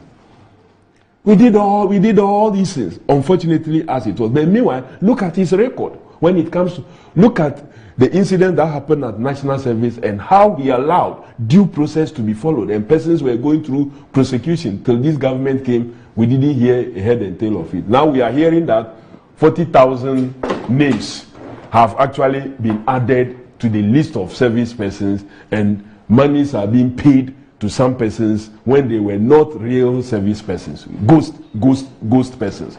So, Randy, we need to up our game, and I'm very much happy for the voting trends that happened in the 2024 general elections, and I'm happy that Ghanaians choose experience over the so-called brand new Tieraba president that he put himself. Like I said, who knows, if you get home and tear the rubber and it's a toy, what would have happened? So we prefer the experience over Tieraba, and he's already started showing those signs.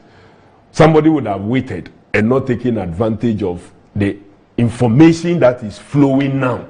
But because he's so experienced, he said what? He's put together a 5-member team that gather all the informations from the individuals and other sources so as to be able to give clear directions So, for example, President Mahama will not come and say all road projects should cease for investigations.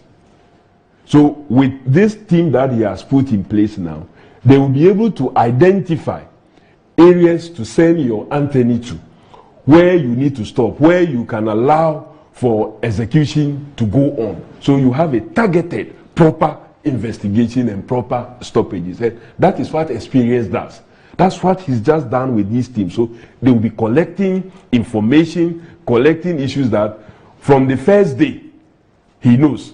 As for the other areas that people are so interested in, we already know them. Like the cathedral, we know what has gone in there. We even know some of the indications from Shraj, even though I disagree with them on some other pointers. We already know about the Pualugu multipurpose dam project because the Auditor General's report is there, plus the Public Accounts Committee's work and other things is there. We know about the SkyTrain that nothing has happened. We know about the Muta Angel payment. But there are many more things that the atmosphere didn't allow people to speak. Look, whistleblowers became victims under this government. Whistleblowers became victims. I don't think that's fact. They were being pursued. They were being hunted out. So people were so afraid. So now he talked about existing institutions. Some of them will even be afraid to go there because the president is still the executive president. Those institutions may still have some of the people that serve as his ears in there. So it is better. The smartest thing for the incoming president to do was what he did. So people will feel comfortable to go share that information with these persons that could be processed and utilized when he assumed responsibility of the state from 7th January. But you know, I don't disagree. I wanted to actually see the life of that committee, and you're saying that probably will terminate with the transition. But I think as a fact collecting hub, they can continue. It doesn't really matter because initially it was not clear to me if they were going to continue. But whichever way you look at it, I think it's a good thing. If we want to fight corruption, we'll use whatever tools we have available to try and deal with it. So that's okay. But the idea you are trying to move here that whistleblowers became victims under this government is not correct. Whistleblowers globally is not a safe exercise, and so it's one that requires protection, and it is done discreetly. And so nobody flags himself as a whistleblower. Well, unfortunately, the people you reported to will give your information out in the way that you get exposed. That's been a risk everywhere. So that is why the existing institution could not serve as a good platform for sharing that information. I'm not arguing that at all. I'm just saying let's not create that impression that under Akufo-Addo people became unable to blow whistles if they have to.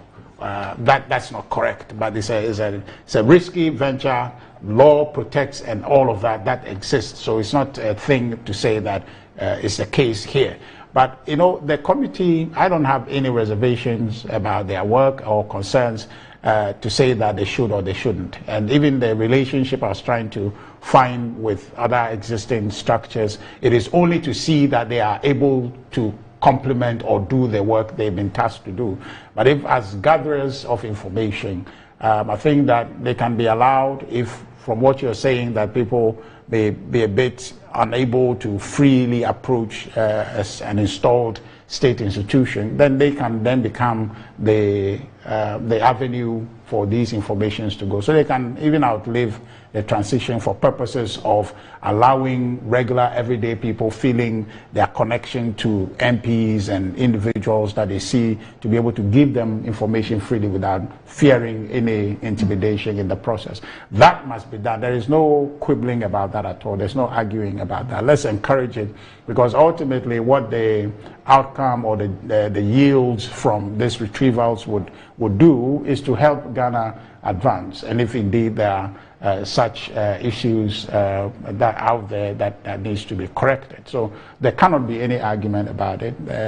Like I said, sincerely, we wish the president well to be able to achieve his vision. But the only thing is that we think that we're going to give him constructive opposition, and ensure that everything he said he will do, he will do. And in doing so, Ghana will benefit for it. So let's not create that false impression in people's minds that in Akufo-Addo's government nobody could freely blow a whistle if they find a need to do so or have the evidence to do that. You know that this is not a false impression. This was a president who promised that I was going to adopt Anas's principles. And you all know what became of Anas when he came into government. You know that this was a president. No, but you said that it wasn't the case. And I'm only giving you an example.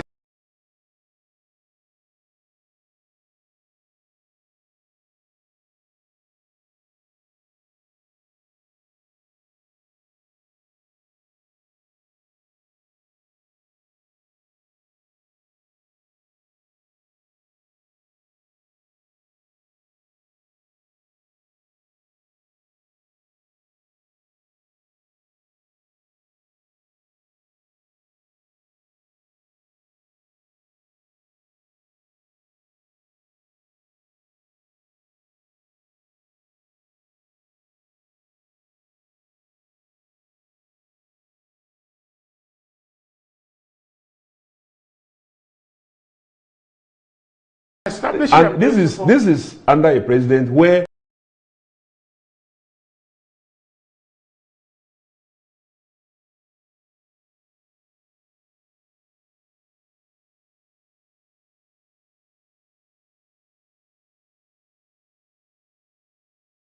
what are you talking about? The institutions, you know better the institutions, look, the institutions were not made and given the opportunity to function and function effectively. Take, for example, the Office of Special Prosecutor. No. What did Martin Amidu say whilst he was exiting? And we all thought that, Kisi Ajabin comes and then he also have to go and sing a lullaby that Anko Anuma, that he is done to me now a drew this because he wasn't getting any cooperation from the very government that wanted to celebrate establishing that office. So those are the realities. Those are the realities. Why if you are saying that, because if you are saying that because people, state institutions are undermined in a certain way, then it means that you have to create parallel structures all around to be able to do it well. No, I'm talking about gathering of information. Yes, when you have gathered the information, and you see what some of the state institutions need is comfort from the leadership that we are backing you. But of course, that has always been there. No. What are you talking about? Did you read Martin Amidu's resignation letter? Look, what did he say? He says the one who appointed him to fight corruption is the mother serpent of corruption. That was how he described the situation. Well, because he liked writing. So I thought that will end. Richard, I thought it will end with Martin Amidu. But when I analyze the attack that Kisi Ajabin went under when he tried doing certain things, including even talking about vehicles that he asked for. If the state truly wanted to support him and you had agreed to this request, when he started fighting corruption that affected people in government, why reveal that this small boy was asking for this bulletproof, that bulletproof, and so on and so forth? Was it not just to humiliate him and disgrace him? No, but you think that if he was not attempting to fight, would you have exposed those things? You didn't expose it when he made the requisition. So you yourself are saying that. I am saying that you didn't expose it. Asking for those things is okay for you. You didn't expose it. No, you didn't expose it when he asked for it. Why expose it when you saw that he was fighting? Who exposed it? Is it not the state? The very same state, the very same institution that's supposed to be backing him today. But the point is, are you at home with the idea that the state institutions are I am not listening. I am listening, Richard. I am not at home. I am saying that. Richard. It's not right. Richard, that's an abuse. Just like you're talking about the construction of a road at that amount, we should encourage it. So the fact that it's been exposed is not wrong. It is right that it is exposed that he doesn't do that. Richard, listen to me. I am not for those things. All that I seek to say. You shouldn't cry that he was exposed. All that I seek to say is that when he made those requisitions, you should have put it out there for us to know. But you waited till he started taking action against some government-supported persons. I disagree. Then you now put that out as part of your campaign against him. No, that was what happened, and that is my worry. Why? Should I hear you? Should I hear you before I say that? Why? Are you the only one? Are you the only one that is doing that? Are you the only one that is speaking for government? So the point, don't you pay a lot of people who sit at the now it will be Flagstaff House. Flagstaff House to do the things that they do. Remember who? Don't let remember who watches The Watchman. Yes. Okay. And you remember that the key thing with that thing that was aired had to do with a photograph that we were told is the actual picture of Anas Aremi Anas. That's what that thing that was showed. That's what it tried to tell us. That look, this is him. The photograph that we were shown was the passport scanned photograph of a person, passport scanned photograph, which can only come from immigration when they scan your passport, or the passport office when they produce your passport. That is the photograph. That is the photograph that was. You can go back and check. The photograph that was shown to us to say that this is the man who's been wearing the mask. This is his actual face to expose. To claim to expose the person, to blow the person's cover. That picture that we were shown, it is a passport scanned photograph. How does anybody have access to the picture, your passport picture, which was scanned at the airport in the system? How does anybody have access to that? Yeah, but I think, yes, you can finger people in authority. No, see, but the point is that we just want to be clear. The point you have made is clear. You can finger people in authority, but you can also finger unscrupulous individuals in the system who would have retrieved that and given it to people. Anyway. You understand? So that also exists. But you see, let's make the point such that we can't come back tomorrow and try to find ways around it. So I agree in principle the things that are being done. We must do that forcefully. That we cannot, disagree on that. But let's remove the politics around it, which is for me what we need to look at. We'll be back shortly. After the decision by the government of Ghana.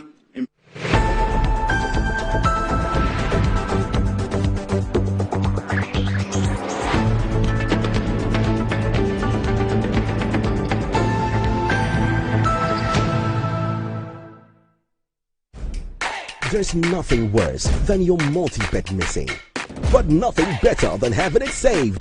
Bet Saver.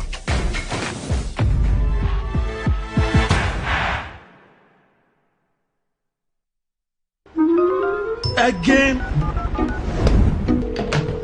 Hello, thank you for calling MTN. This is Jerry, Jolly J for short. How may I help? I'm not happy with you guys at all. You've been giving Bongo gifts all the time. Who is Bongo? Oh, Bongo, my friend. He purchased in my room. Oh. You've been giving free gifts, but I don't. That's MTN Rewards, talk, text, browse, and more, and you get to redeem free call time or data by simply dialing *550#. And on Fridays, you can even get extra special rewards like food vouchers, shopping discounts, and much more. Mama didn't tell me anything. Would you like to know how I got the name Jolly J? That won't be necessary, Mr. Jolly. Calling customer care service doesn't give you points. I'm gonna call my mom. I'll call my grandma. I'll call my ex. That girl can talk, Papa. Hello, Mama. So what's the topic for today? MTN.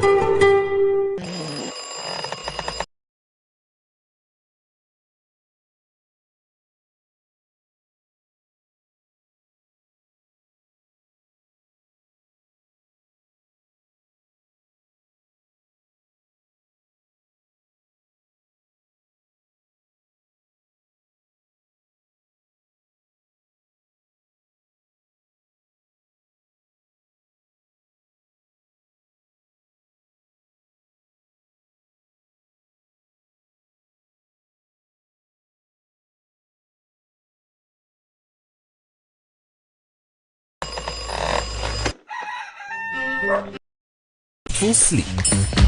Don't forget your keys. Get the premium sleep experience with mattresses from Ashfoam. Visit any of our showrooms nationwide or at ashfoam.com.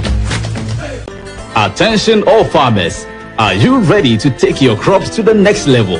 Introducing 3 effective organic composts that will revolutionize your farming practices.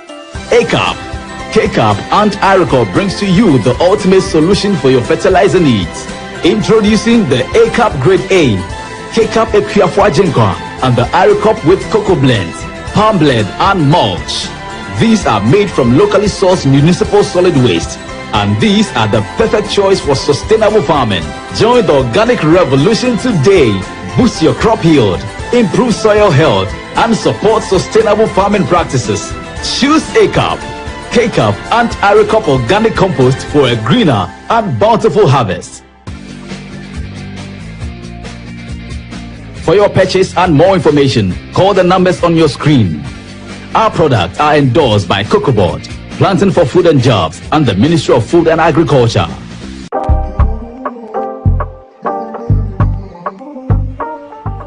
This is Coastal Park, a well-demarcated gated community carved out to host your residential and commercial properties. With a minimum of 40,000 Ghana cedis, you too can own a piece of the serene site. It's just 50 minutes drive from the Central University College, as well as just some 5 minutes drive from the Ningo Senior High School. More so, just in case you live somewhere in Adam and you want to take that excursion to many of those areas along the Volta estuary, this is the right property for you to invest in. Great news from Estate Masters Limited. We're running a 10% discount promo on all sites to celebrate our 10th year anniversary. Join in the celebration by becoming an Estate Master. Enjoy benefits such as free site visits throughout the duration, free indenture, and free site plan. Contact us for more information. Remember, T's and C's apply. Estate Masters Limited, your most preferred estate partner.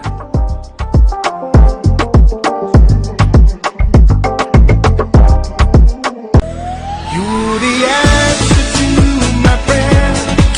You're with me everywhere. You're my angel, miracle. You're all I need tonight. Give me shelter from the rain. You breathe life in me again. You're my angel, miracle. You're all I need to know tonight. There's nothing worse than your multi-bet missing, but nothing better than having it saved. Bet Saver.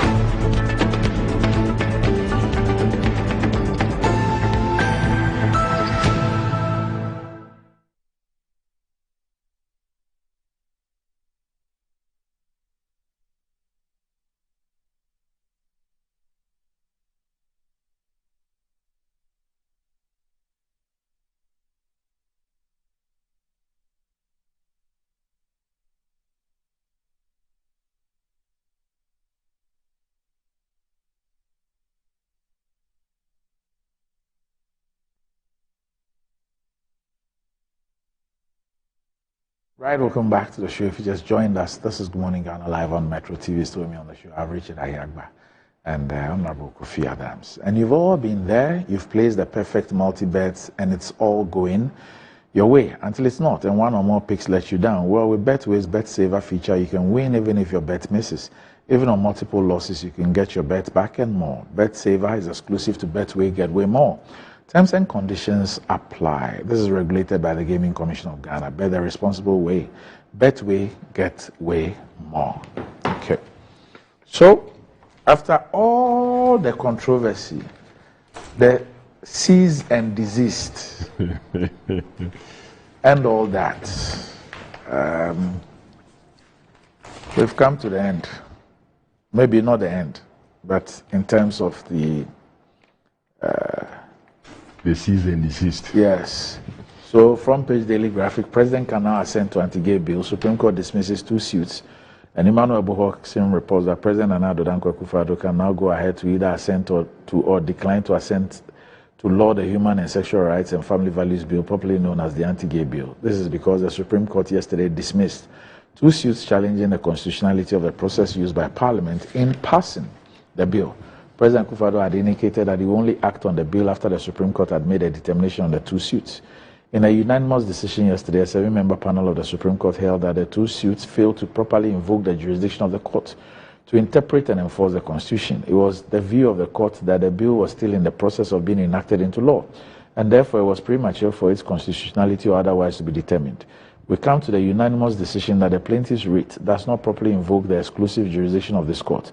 We are of the view that the subject of the litigation, being a bill still undergoing the process of becoming law in accordance with the provisions set out by the Constitution, it will be premature for this court to exercise its interpretative and enforcement jurisdiction to intervene. Consequently, the action fails and it is accordingly dismissed, the court held. The court said the full reasoning for its decision will be ready by tomorrow, December 20, 2024.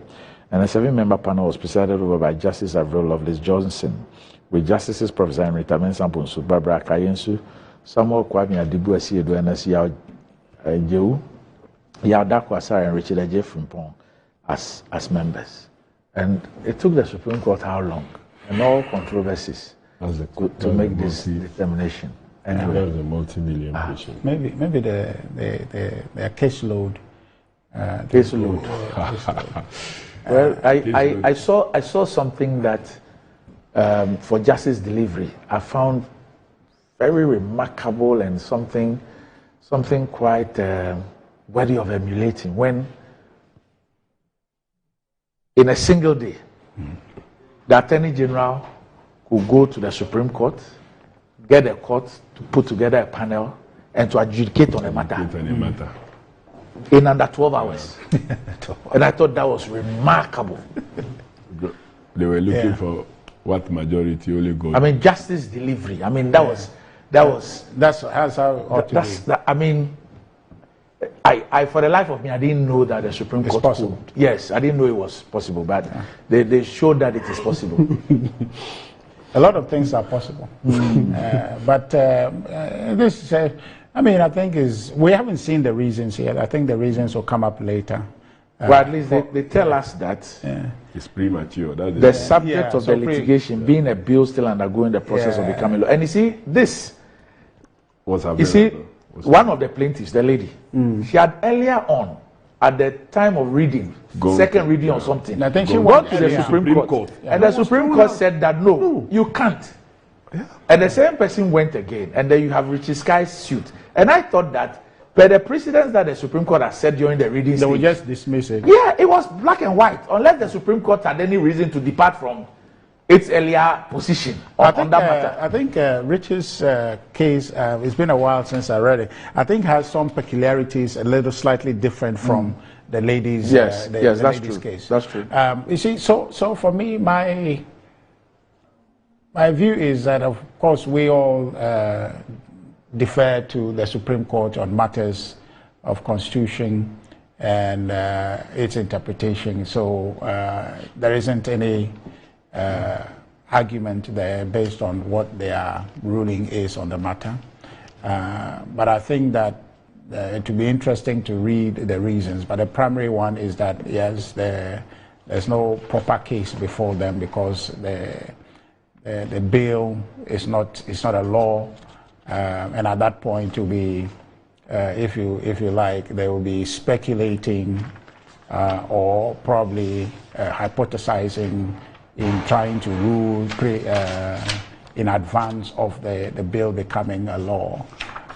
So for me, it settles the matter, but I want to really see the reasoning and maybe justifications.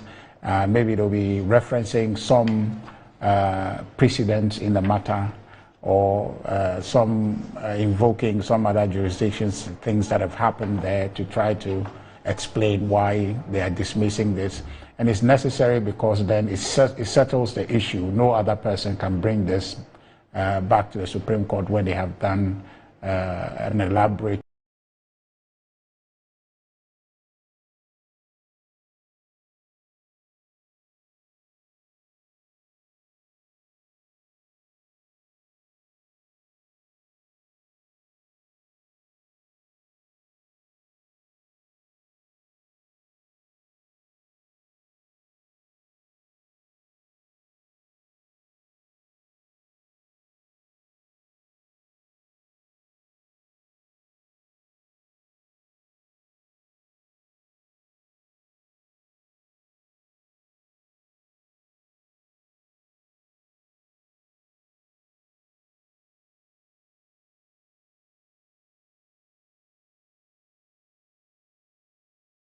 work of showing why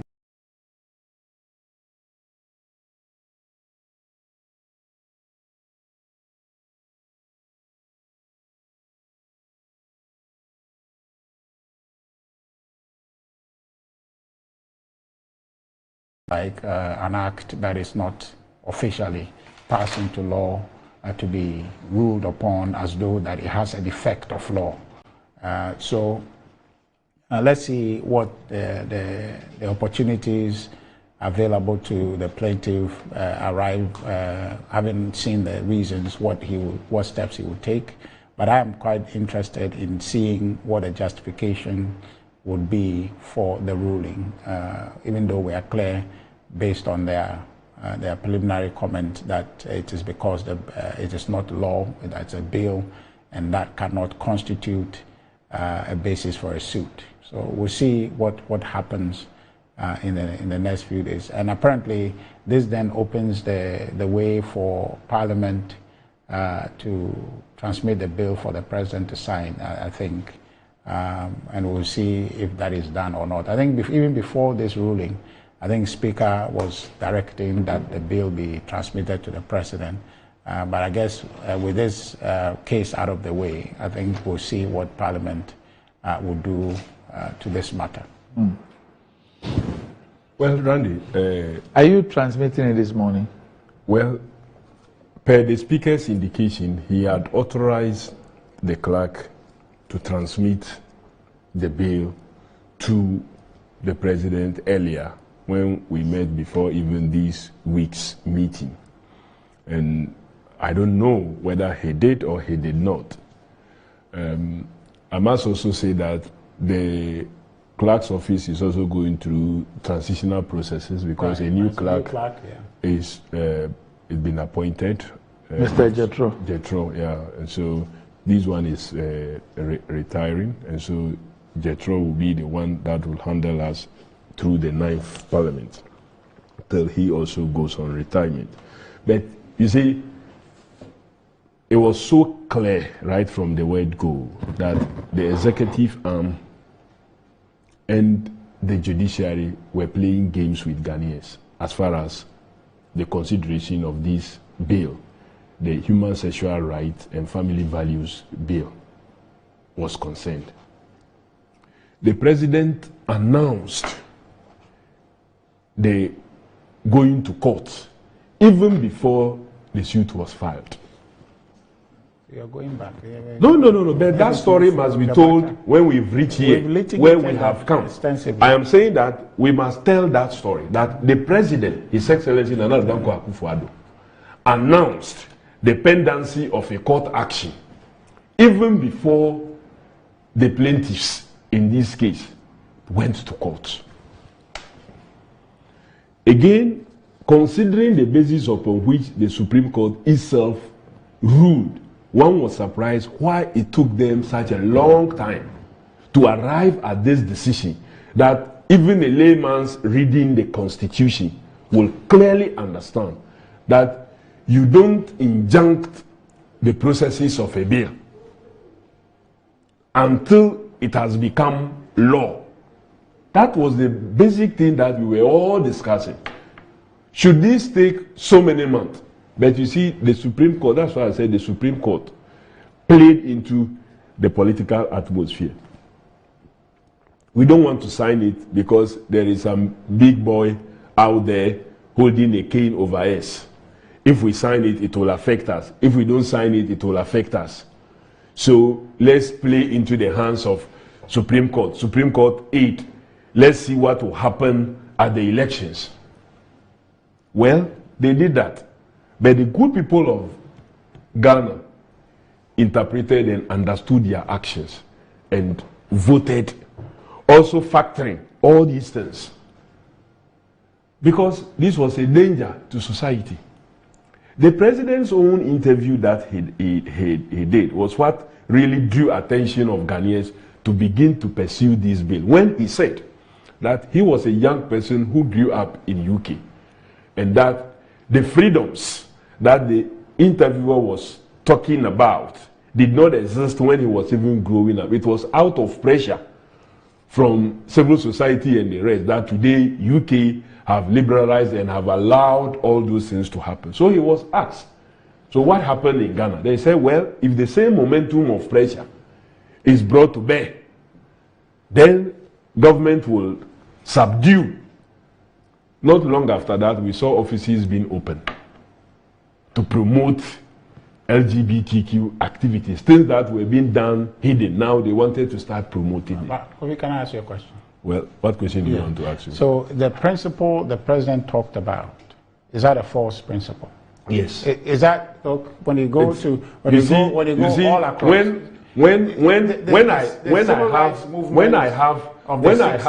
That's how they attained all the major legislation that is allowed for rights. The universal adult suffrage, it is through these processes. So society evolved through advocacy. And so that principle the president speaks is not false. If we've had maybe various CDS try as much as possible to cover some possible existing inefficiencies in our security, that lack of appropriate resources have affected us. Then all of a sudden, you have another CDS camp who begins to address publicly those deficiencies and giving indication to those who want to attack us to know that this is the area of weakness. I should be worried. No, it's not. That was what the president did. The president sought to open up that the only way government will respond to was when pressure is brought to bear. So what you needed to do, well, allow me to do my own analysis. What we needed to do was to preempt and stop this pressure from coming, because we realized that, hey, it means that one day we can have a president who will decide under pressure to legislate and allow these things to be done. Now we take this bill through a private member's motion, taking it through all the processes, is to be transmitted to the president. Then the president says, oh no, there's a court case, so don't transmit. Meanwhile, that is not part of the considerations.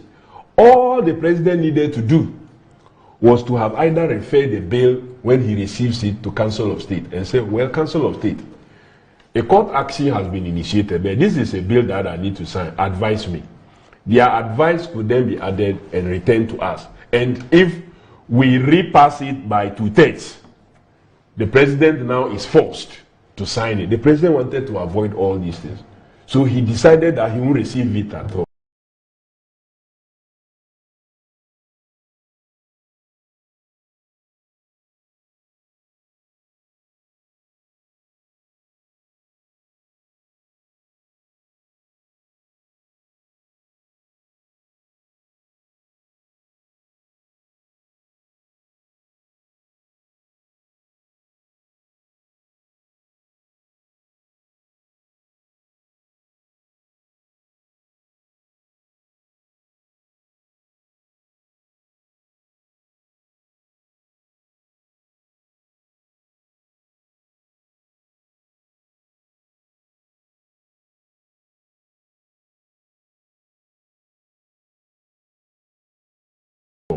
thank God the ruling have come.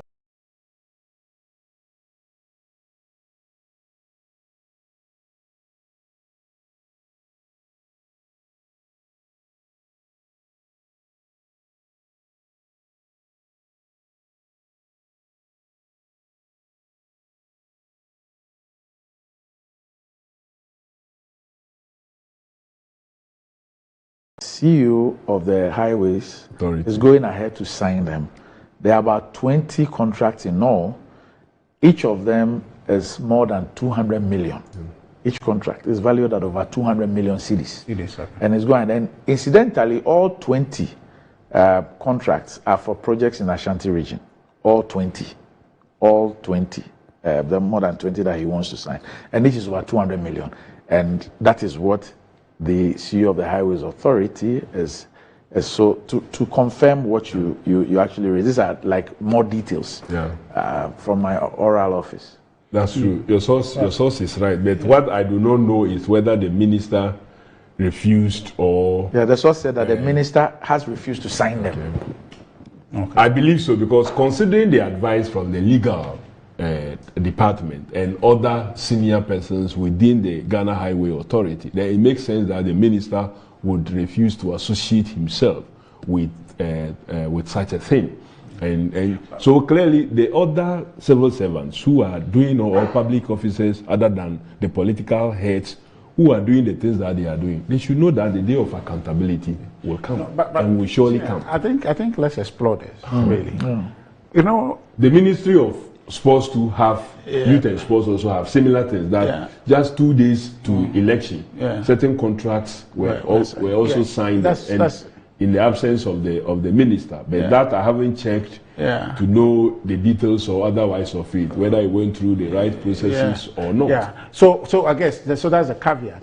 So if you have a contract that is gone through the right processes, okay, never mind that is within a transition period. Let's make that assumption for this, to say that But why would you intend? No, just hold on. Okay. Why would you, at this stage, why would you want to sign contracts with values of close to 4 billion cedis? Why would you want to put that burden on the next government? That's colossal. Yeah. That's colossal. And at this point, that decision to take up that financial burden is a decision that you should run by the incoming team. Yes. No, but it's colossal. Yeah, I agree. Unless these things are emergency in nature, you waited 8 years. Yeah. So it's now that you want to do 20 contracts valued at about 200 million cedis each, which then is about 4 billion cedis. Yeah. So I'm coming purely. So this is not this for us just to explore. That's what I said. So I understand the emotion and the rationale for that not to be done. Put that burden on the incoming government. But also, if they are important, I'm saying that if they are important, and signing them today, inures to the benefit of the state. Clearly. It only makes sense that you bring it up and say that, look, yes, you are coming in and all that, but we are about doing this.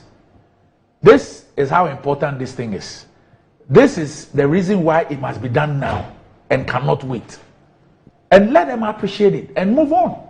Yeah. So I agree. So all of that is necessary. But I think where I find a slight danger, okay, because this is coming up, it's come up severally, to the point that, okay, we're in the transitional period, and so therefore some of these things should not happen. I see the moral of it. I see the importance, the appeal factor. I see it. But I'm also saying that there is a mandate, okay, which mandate in Parliament your side is forcefully pushing, okay, to say that there is still a government that must act. Yes. Sure. Okay? So that if you are saying and making that argument forcefully in Parliament, that the government must not assume that because we're in transition, it takes backstage and therefore takes responsibility and do certain things, then we should then create that same atmosphere to say that some of these things that are being done, the government still has a mandate to execute. Yes.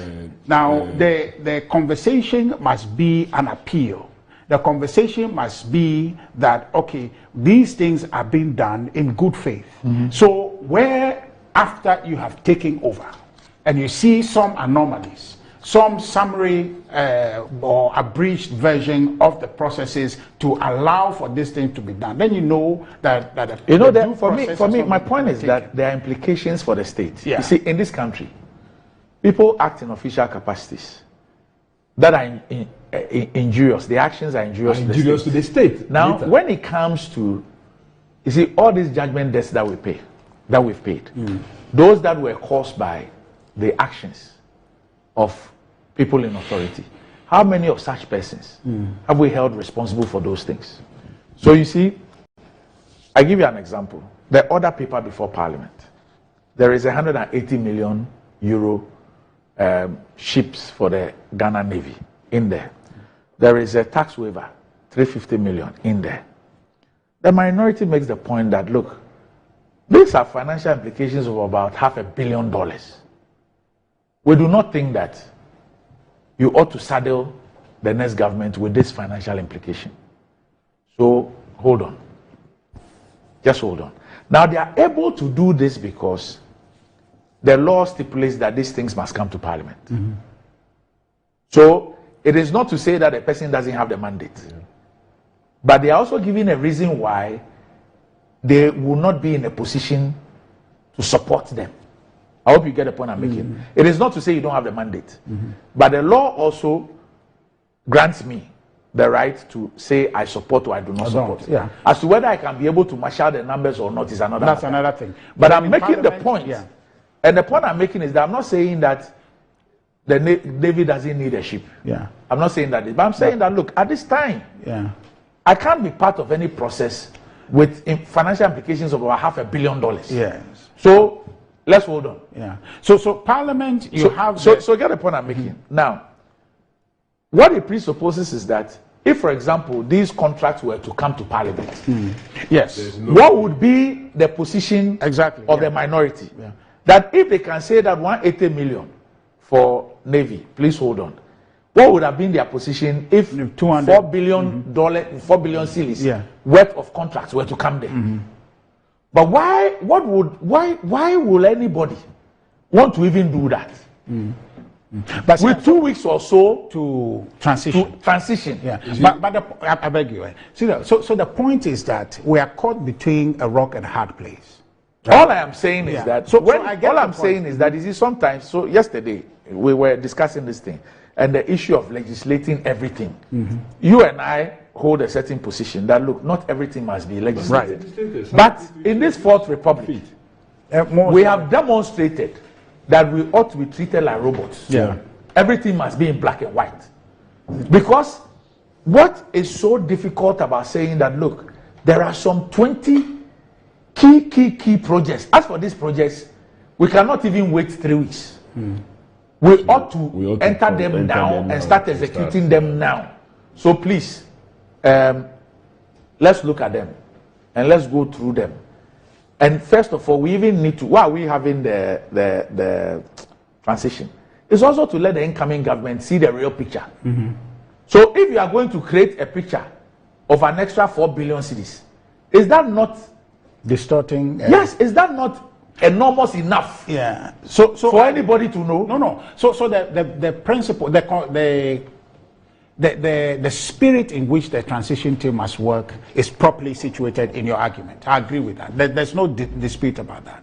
But what I'm worried about is the creation of the impression as though that you are stopped from taking any action. No. Right? No, because so we have to. I get the point you're making. We need to be clear about that too, because this is not going to be the only. The government doesn't cease to operate at all. However, we must all agree. Yes. That the spirit behind the transition is also some level of transparency, opening the books, letting people see what is in there, letting them ask questions. Goodwill must prevail. Yes. So within that spirit, anything that has implications, we need to talk about it. Yes. So I totally agree. You see, that is why. So the point I am making, the point I am making is that yes, let's make this point carefully, but let's not veer into the point that you know, like you were saying, they must know that there are consequences. No, if they are doing something wrong, definitely, whether it is transition or long before transition, there will be consequences. There must be consequences. But let's not use that as a threat, but let's rather open up the spirit and say, look, what we are doing is in the interest of Ghana. We think you can wait on this matter so we can do it. So that we don't distort the thing and say that once you lose an election as a sitting government, you become a lame duck, you can't do anything. That cannot be right. Yeah. Richard, if you have a situation where, as we have been told with some further information, that even the minister himself was so concerned, it doesn't matter the legal processes that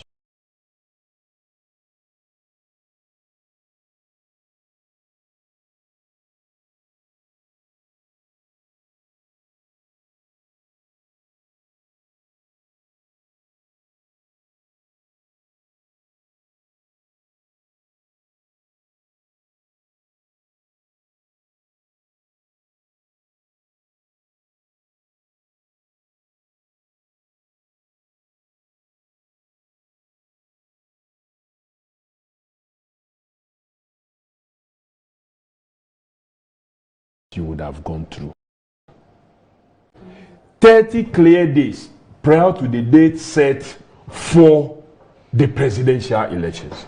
Meaning that by 7th of November, handing over notes should be ready and available and handed over to the Administrator General. This is so because the understanding is that no major decision would have taken within such a period, because the handing over notes contain economic issues, security issues, and what have you. But if you have a situation where even post-elections, we are still taking decisions that runs into millions of dollars, then it means that we are doing things that runs against the trust. So that's where the spirit. That's where the issue of running by the transition comes exactly. in. So this, what you are doing, was not part of the handing over notes. But it's weighty enough. Weighty enough. Because, for example, if it had occurred before the handing over notes, it would have been included. So all those actions that are after, post the handing over notes, run it by us. You see, the president-elect has not taken the oath yet. But in the transition, they say he must be regularly briefed on security matters, just in the way the sitting president is briefed. So the national security briefs that President Akufo-Addo will be given, the Transitional Act expects that same briefing is given to the president-elect. Yes, and it is so everywhere. Yeah. Even in the states, actually, once you become the flag bearer, you start getting some. So how come things like contracts, even things that border on national security, the president-elect is expected to be given a briefing? Yeah, so there's a lacuna somewhere there. They are just taking advantage. Look at. No, you see, so, Kofi, they are just taking advantage. Kofi, well, the framers of the law appreciates that at a certain level. Yeah. Common sense, and goodwill. At a common sense level. and goodwill, trust and faith. So we can argue from, and that's where what you're doing. You can approach it from that space. You understand? So that we know this is not going to be the only transition ever. Subsequently, there will be transitions. How are people conducting themselves? The precedents we're setting today would be a guide for them. So let's approach it in that spirit and see what we can do right to benefit them. Look, in 2016, the affirmative action bill was almost to be concluded. The minority then that had won elections opposed it completely. Right to information, say. Right to information, say. Right to information. See, today, we said, look, we are facing all kinds of threats. So the Boundary Commission bill, let's work it and make sure that quickly it is passed, because it will aid our because we wanted a situation where it is as if who signed it into law. So let's not let this person do it. We said social protection. The pettiness started long ago. Social protection. We said no. We are prepared to spend time and get it through. This is the level of trust, faith that we have shown. Unfortunately, we're not getting same from the other side, and it's absolutely wrong. And we must condemn all these. That's huge financial decisions are being taken. Look, all kinds of things have been done.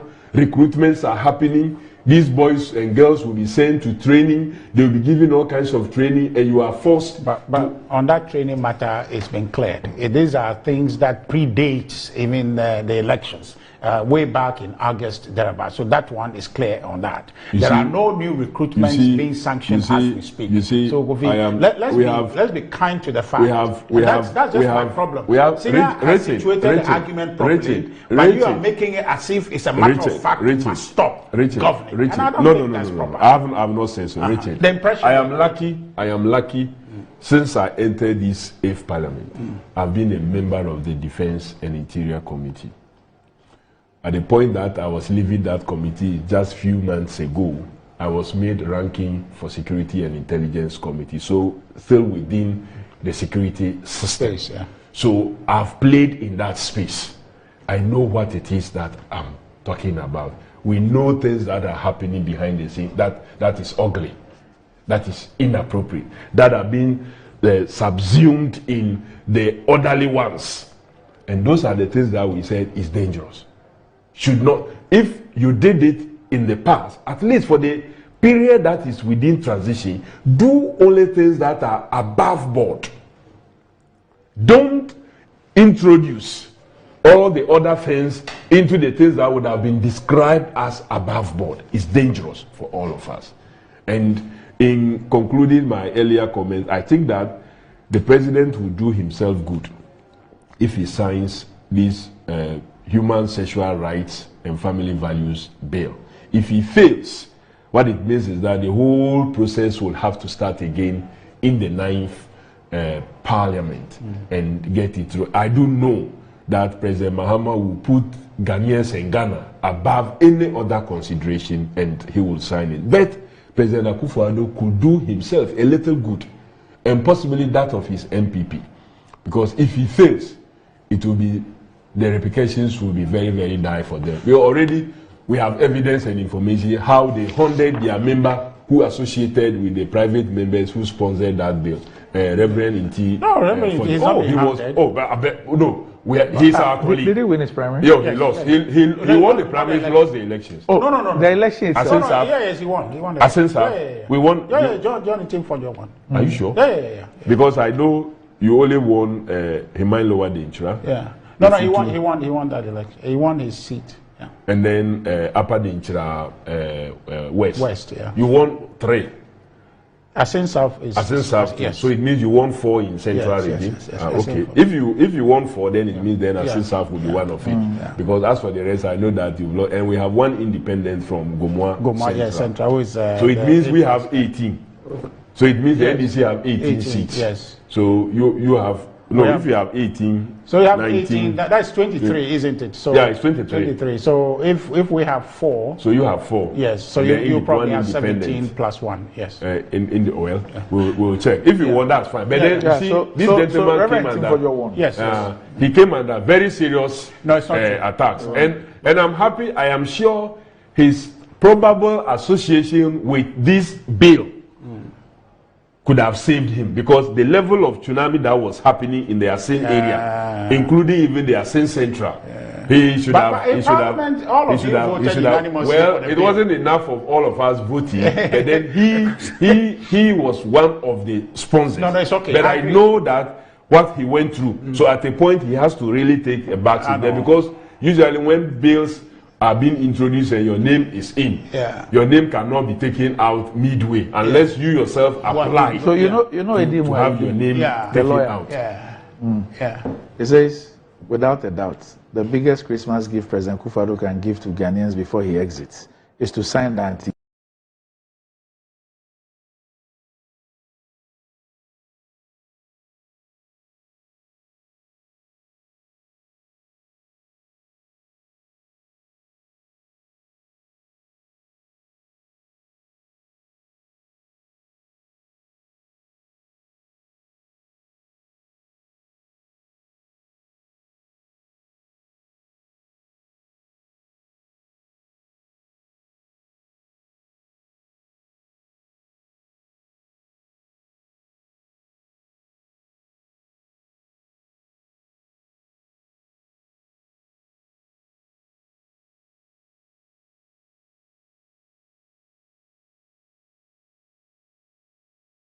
gay bill into law, and that too with a lack.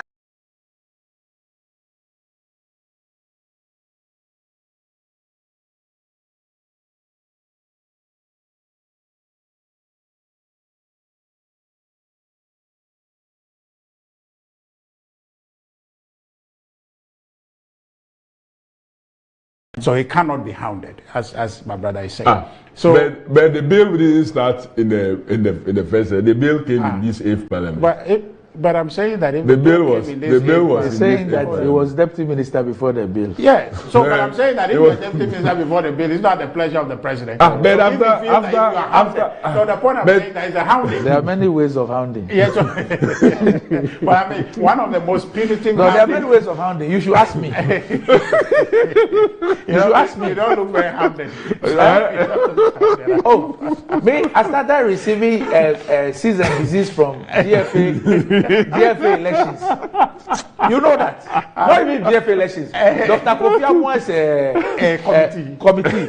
That's when the hounding started. You know, but yes. So truly, I agree. As for God, no, never play him. Never play God. Nobody's playing God. But you see, so cease and desist. Never play God. So first thing to be cleared is that yes, John Intim-Fojo, Honorable, is not being hounded. He's a good friend. He's highly spirited. He's working. In fact, in the Assin North election, I worked very closely with him. We went around canvassing that position, promoting him as a lead person standing in the gap for the president.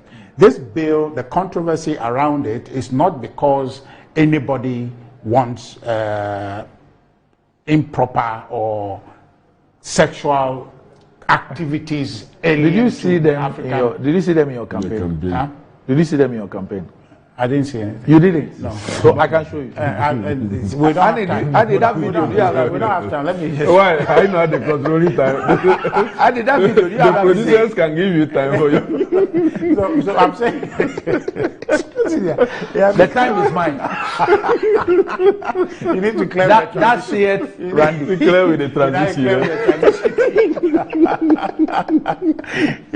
So there isn't anything that says that MPP, we are for this. We are not for it. And the party is giving a press conference to state that position. In fact, the national chairman of the party indicated very clearly in very unambiguous terms that we are not for this. Akufo-Addo, as we know, is not for this.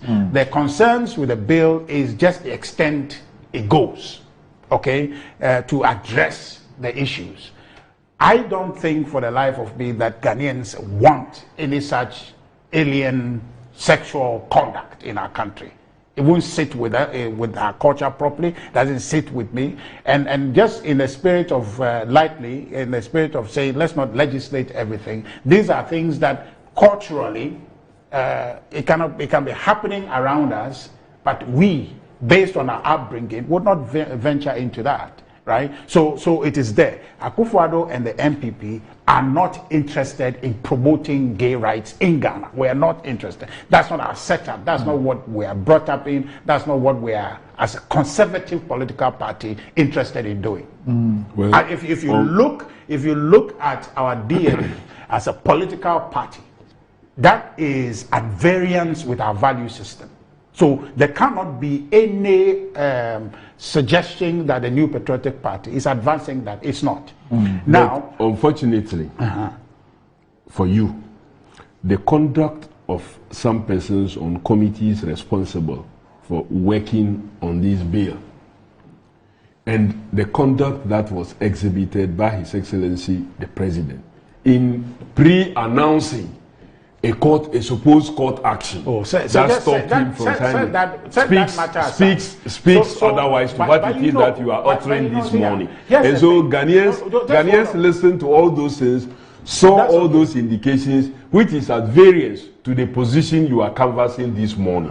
No, I'm not canvassing the position. I think these are things it's completely different. But I'm telling you, from the position you are canvassing this morning. I cannot at any point in time assume that you are a gay person or you promote gay, because I know that. The point I'm telling you is that if you look at the New Patriotic Party, our orientation, our value system, okay, our worldview is not consistent with that promotion. Well, Clear? for whatever reason, now it looks like no. Those things you that can you make used your to know supposition of based on what it was not seen wait. when we needed you just hold on to show indication that this is what you want. Just bear with me. We are speaking to fact here. Well, I'm also speaking to facts. No, you are making allusions to things. Why did the president sign it? No. Did he not announce about the court action before the court action happened? But you see, so just hold on. See, so the president's concern with the bill and why he cannot sign it is clear. You can decide to make it appear as if he was preemptive of the lawsuit and all of that. But that's fine. That's your rendition. That's the case. But my view is that beyond the cultural considerations of the matter, there is an economic aspect to this bill. And you know that as a country, we engage in a community with other countries. Richard, our advice you don't even go there. Wait. You are treading a very dangerous path. I'm not. If you allow me to tread that. Well, tread and I'll tell you the other side. But you see, the point I'm trying to make to Kofi, which is craftily what he's trying to do, say, oh, President must sign it for his own good and all of that. If this is not signed, okay, your government, if you attempt to sign this thing, the implication, the global implication, let's set aside the cultural matter. I cannot insinuate that the NDC, okay, approves of gay stuff. I cannot, because I know what we are all made of and where we come from. But the difficulty of signing this bill. Which difficulty? The economic implications of signing this bill. Well, Trump has won the election in America. Which implication? What are you talking about? I'm saying Trump is the next president of America. Yes, and Trump. His position and his views are clear. Yes, but is he? So is he? Let's not. Trump is not a phenomenon. I don't know if it's just even aside not a phenomenon that you would say. No. Richard, let me just make this. Let me conclude. So the point I'm making is that let's be clear in our minds what we're up against.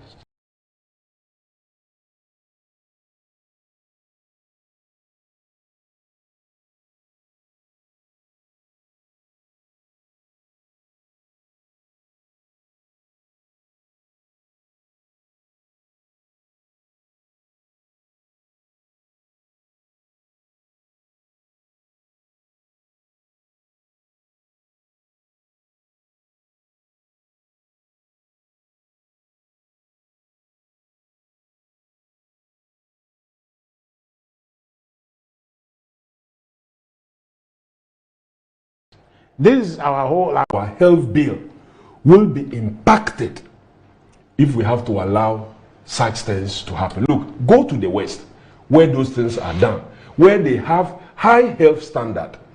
If I tell you how much they are spending having to deal with health-related issues of all those persons in that category of activity. Here we have people are dying of cholera, simple cholera.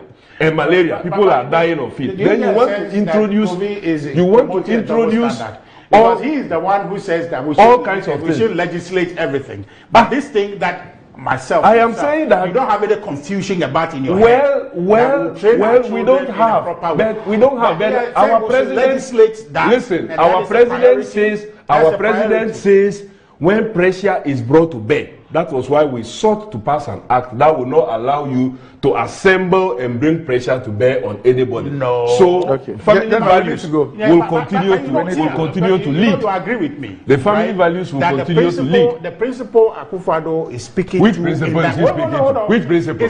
Refusing to sign. Yeah, no. Refusing the principle to sign that and saying there was a court case. Putting that the pressure to say that he should sign over time. Society evolve through advocacy and civil agitation is a principle that has worked in the civil rights movement in America, in the UK, where he was making specific go and tell him to sign. Because human rights grows over time based on social and tell him to sign. So you cannot say that because President said that, therefore he is supportive of that. No, he's only telling you that over time, you know, our society will not be like this.